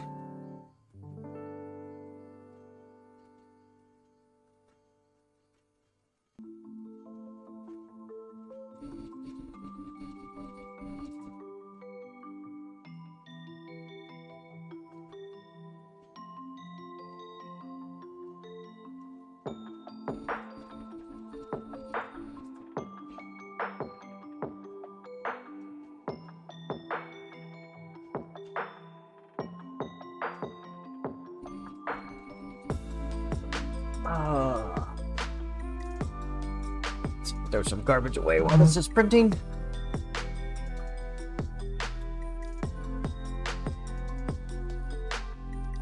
Turn this app off. Because I'm not sure it really helped. It got us roughly there.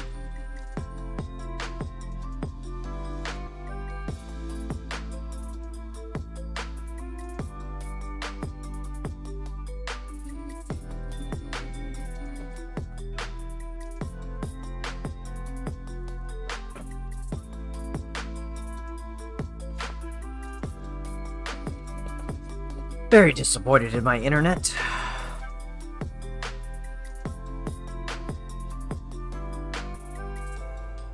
Well, since this is going to be a 4-parter, I guess this is what it is.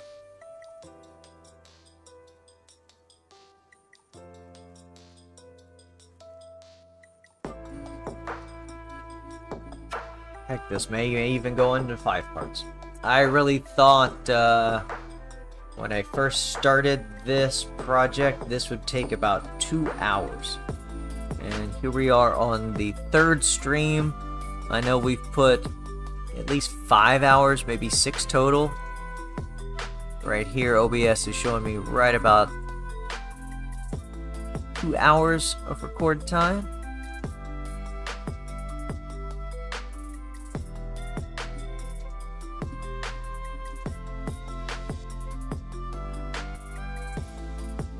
So let's just say expect to invest a good 8-9 hours into this project if you're going to attempt it. Well, and that does not include the amount of time I spent off stream trying to get the extruder motor remounted. So yeah, let's just say 10. Just estimate you're going to spend 10 hours on this project. And probably not all on the same day.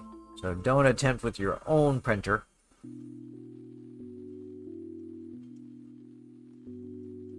With your only printer if you don't have some way to print some extra parts.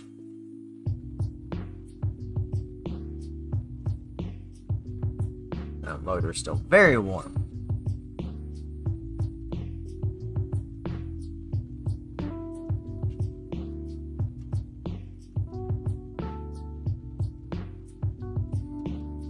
I bet this was the control board off the Ender 5. Which, is a motorized heat bed. As y'all know, raising and lowering, so that's probably why this board was cranked so high.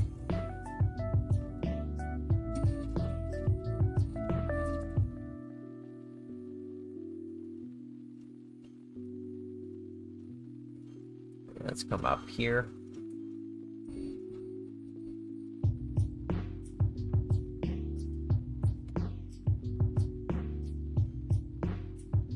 See how well y'all can see that moving back and forth.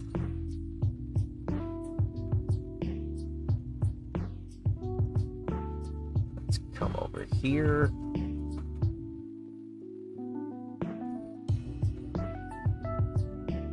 And our remote control just disconnected. Wow, everything is going out.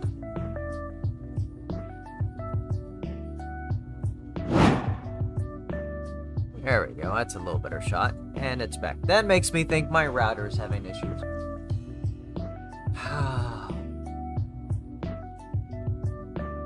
Note to self, reboot the router before a stream.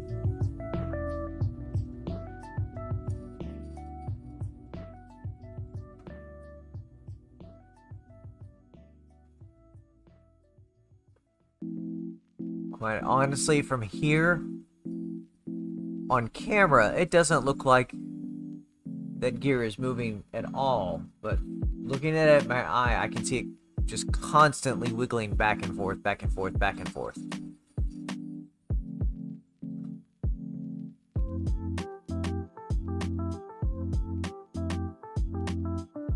I'm slightly confused because I've never seen a regular Z do that much.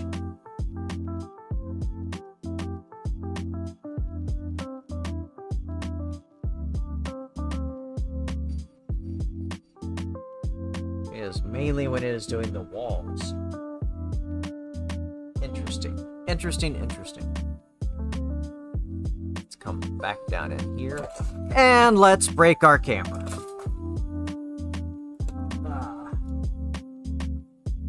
Yep.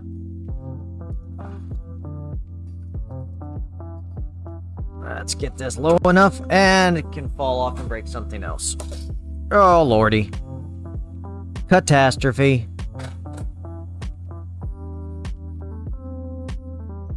Let me fix this real quick. Dang. Sorry about that, guys.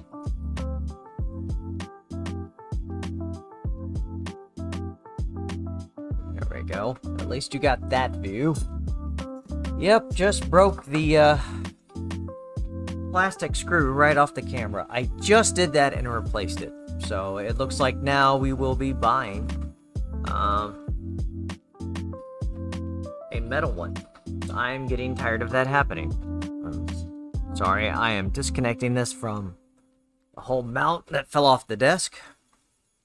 There we go.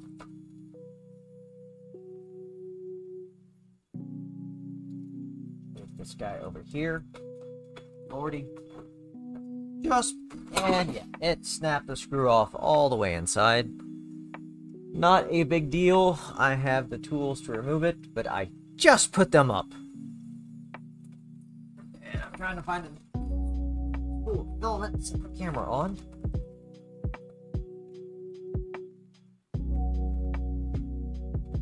2 spools of filament. There we go. Wow. This video's been full of excitement.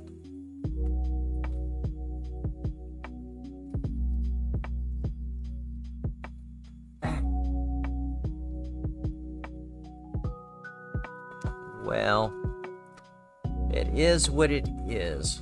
As I will have to get on Amazon and buy some adapters. Because the printed ones, even in PETG, are not holding up. That's exactly how it broke the last time. The mount came directly off the desk. I have to find a better solution for that guy. This guy out here.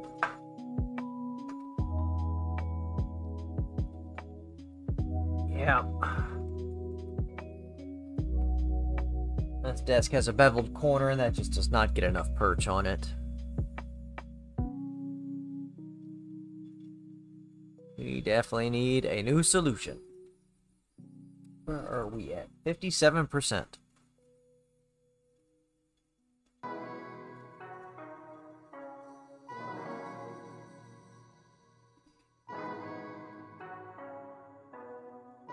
On the plus side, the camera's still working.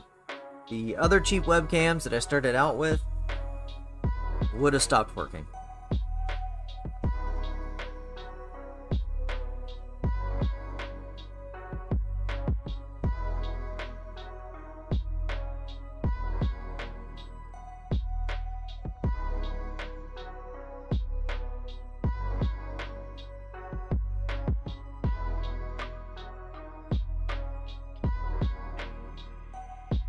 Wish I could get it a little more level. That's definitely not happening now with the broken screw in there.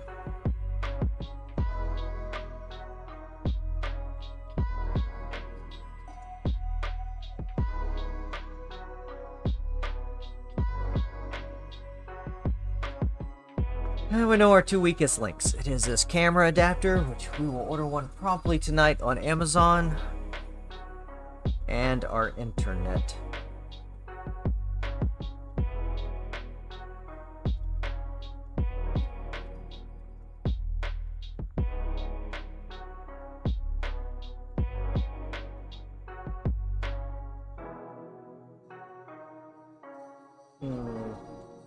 Yes, not a lot of options.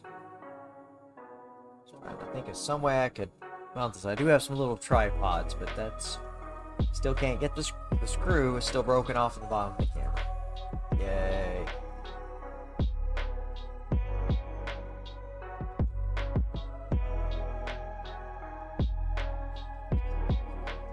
%.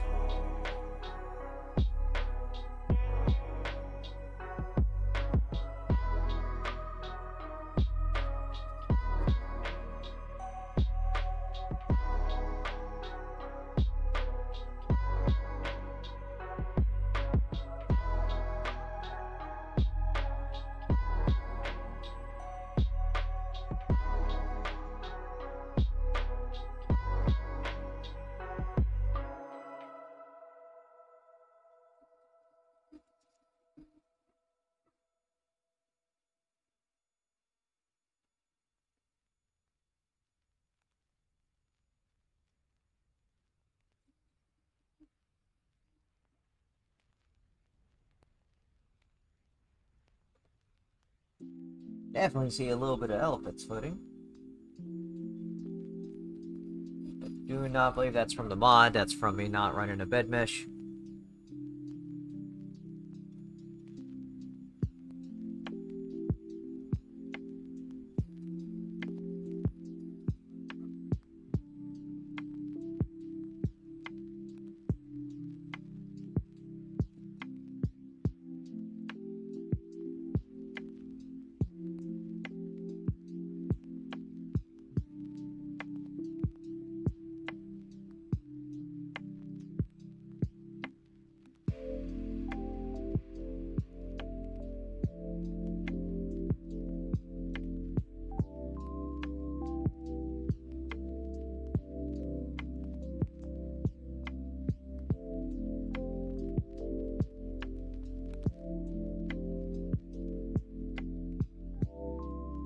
I am sitting here thinking about this. I really wish I had a faster printer.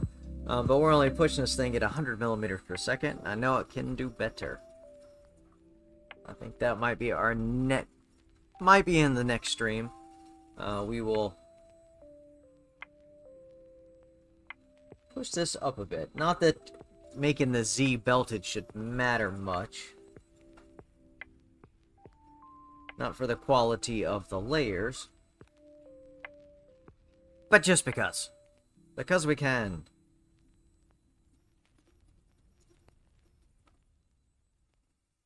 And quite honestly, I have not pushed this printer as fast as it can go. Should be kind of fun. Do it at 100, 200, 300, 400, 500.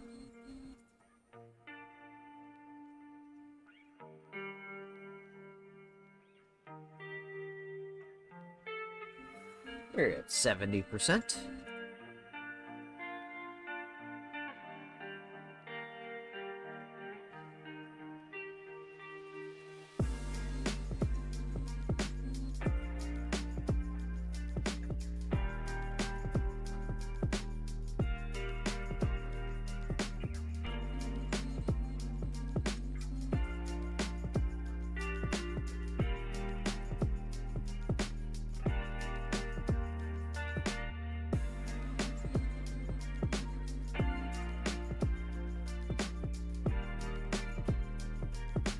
So exciting.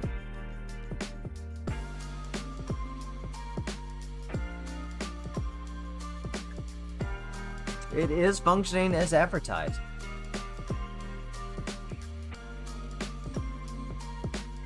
And it was mostly painless. I think the worst part of this was the fact that you're not thinking about your cable routing as you're assembling this. And that extruder issue, besides that, and the spool mount, of course. This is a pretty painless mod.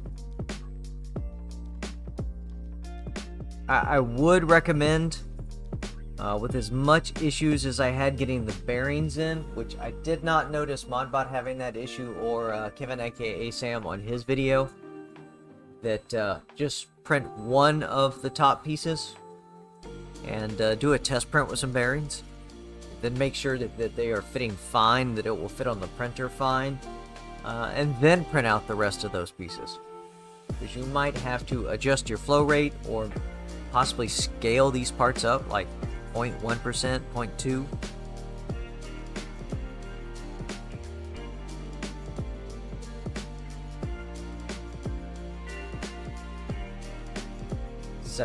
%, almost there.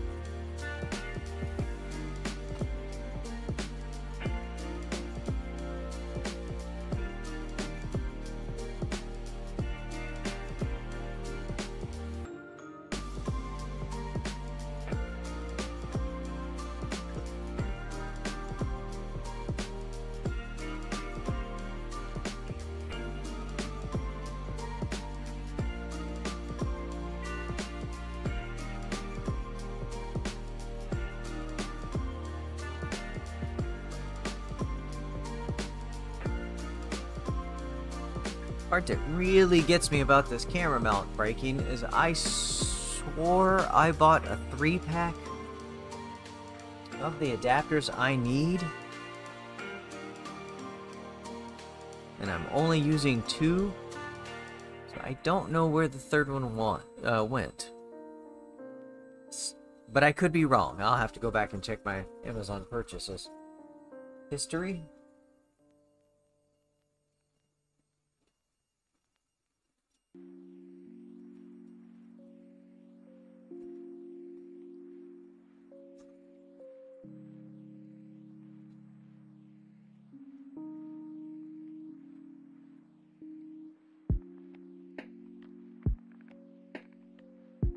Ooh.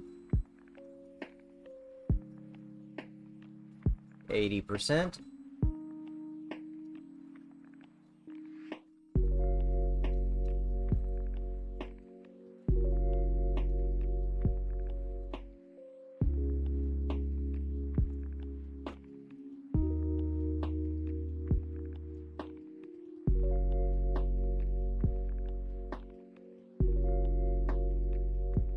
I thought we would have to do more belt tuning, but this seems to be doing very nicely. I kind of want to, the way that one tension block is taking was just a little stuck in there. Oh, that was the other pain point, is we had to slightly sand down those belt blocks.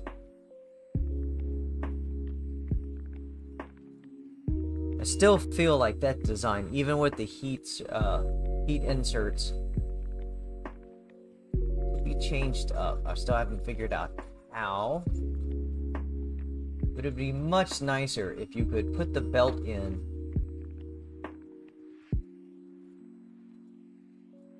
and, for one, not have to screw it from the top. I think the bottom would actually be easier for setting the tension. Raise this bar all the way to the top and then use the Allen key on the bottom going upwards to tension the belts.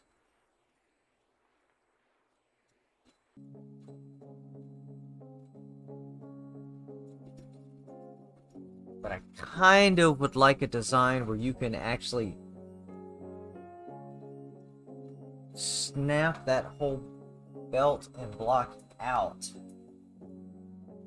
Almost like the little channels it goes into had a slot on the side.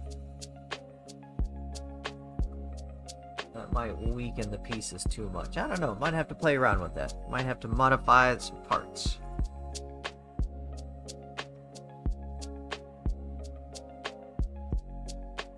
So of course, I will put, once I find the correct spool mount, I'll put a link in the video. Well, I guess that's going to be in the next video. But I will put a link to it. Also, when I modify the power supply mount, I will make sure to put that online several places.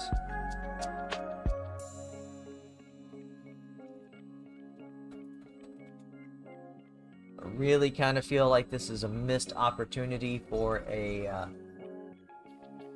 under the bed horizontal position for the power supply. It's a much cleaner look. The cable path is easier. We will check on that. I am just a little concerned with as tight as all these other parts were, that if I print the design I've used before on the other ender, which did take a hammer to get it in there, this is not going to happen. And then we are power supplyless.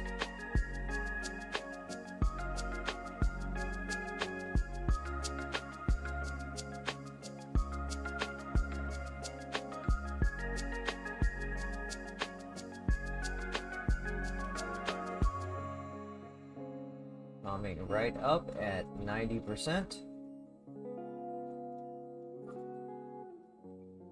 Amazingly, the spool has not fallen over yet.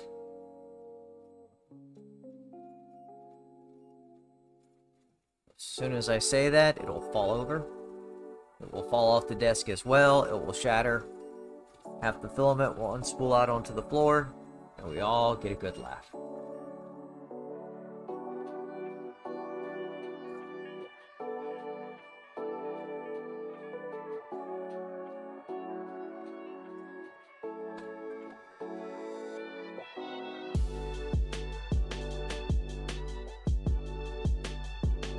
Estimated print time on this was 45 minutes.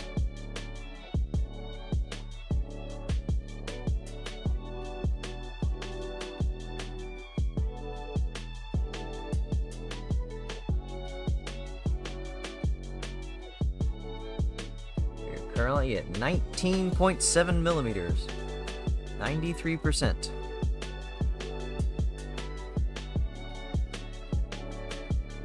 Definitely working on the top layers. Yep, I can start to see a Z in there. Looks like it just laid the first couple.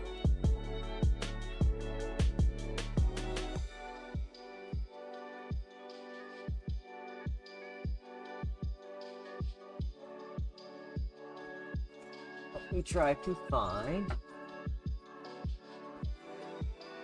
I believe I have one. And I've just spilt everything again.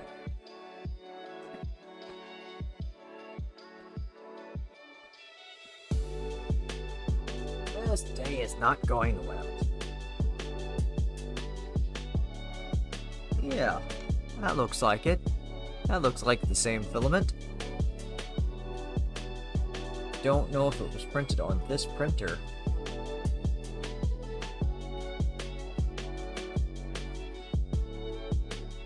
Quite hard to tell. The edges aren't clean on this one, and there is some resonance noise in it. That is something we will also need to do now that we have made these changes, is we will need to hook up the ADXL sensor again and recalibrate, because I am sure that this has changed the resonance frequencies of this printer just a little bit. Hey, and we're done. Oh, there we go. Get this stuff off. All right, what do we have here? We have a pretty nice cube. Wow. I think we need to turn on the microscope. Get some tools out of the way. This might show up, it might not.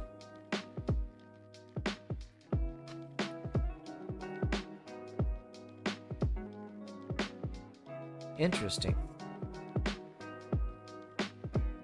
Top infill pattern is different.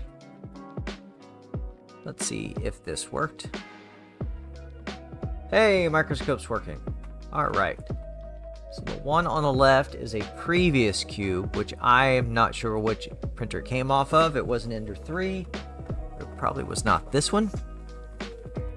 Move this printer out of the way and these spools. Knock all this down. Oh, I'm about to knock all my filament over.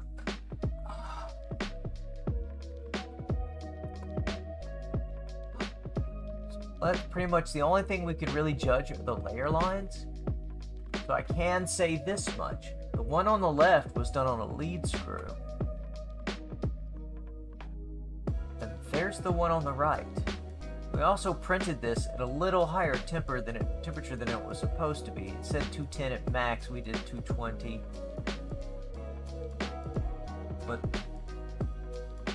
look at the difference in layer lines.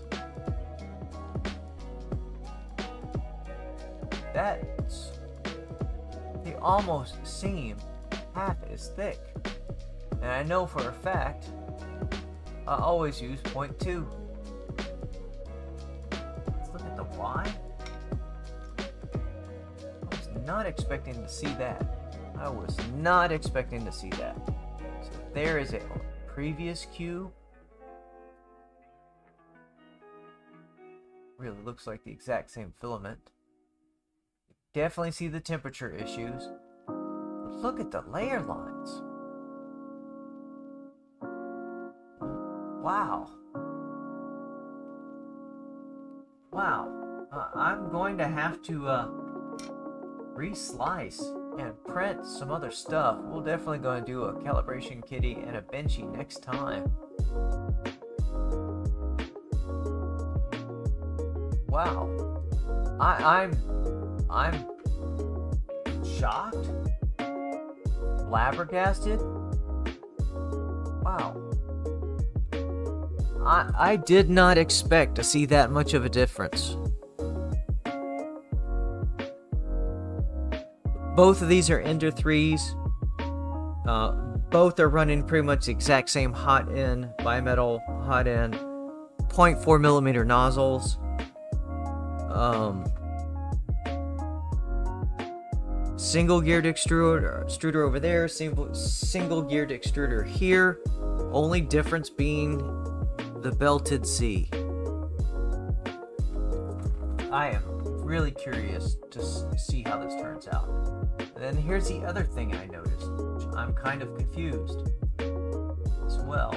So here is off. Excuse me. It might have even been this printer. But look at that. That's not horrible. I mean, it looks horrible under the microscope. But that is really not too bad. But look at this.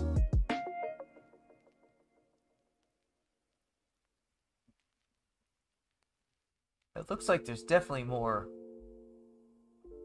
wall layers. Maybe this is a slicing issue, but it is just so much cleaner.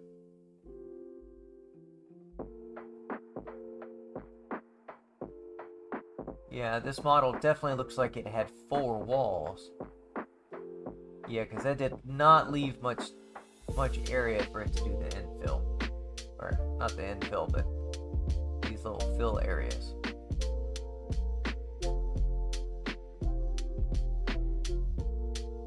It did feel like it was doing 4 walls as well. That is, and it is so much more detailed just looking at it with the naked eye.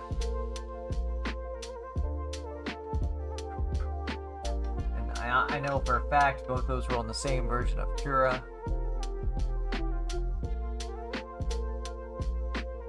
That is, I mean, wow. That's all I can say is wow. We're definitely going to yeah, run some more tests. Alright, so there we got it. There's the first print off the Belted Z Ender 3 Pro modification by Kevin aka Sam. Yeah, I mean, from just looking at it, these in your hand, oh, we can see through my head.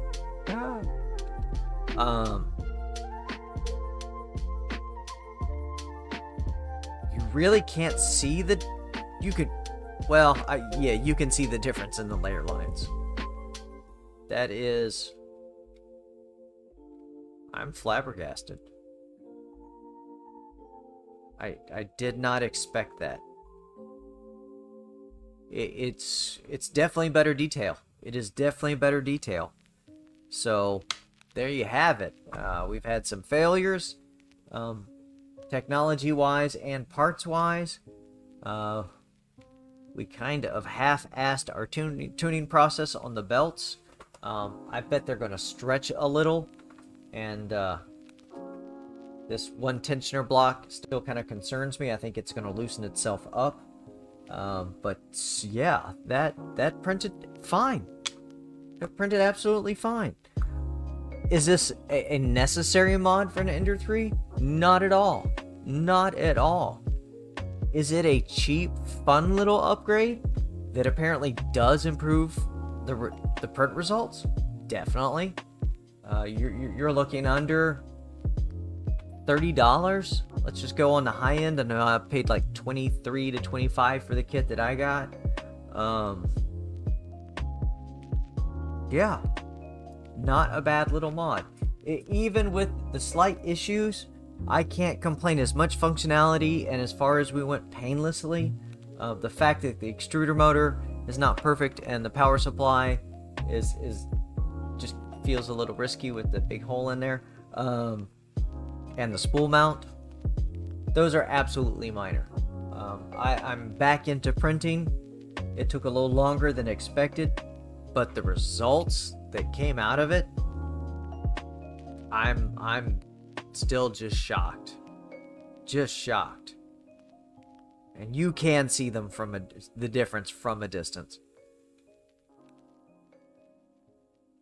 And you can feel the difference. You can literally feel the difference. Wow, yes you can.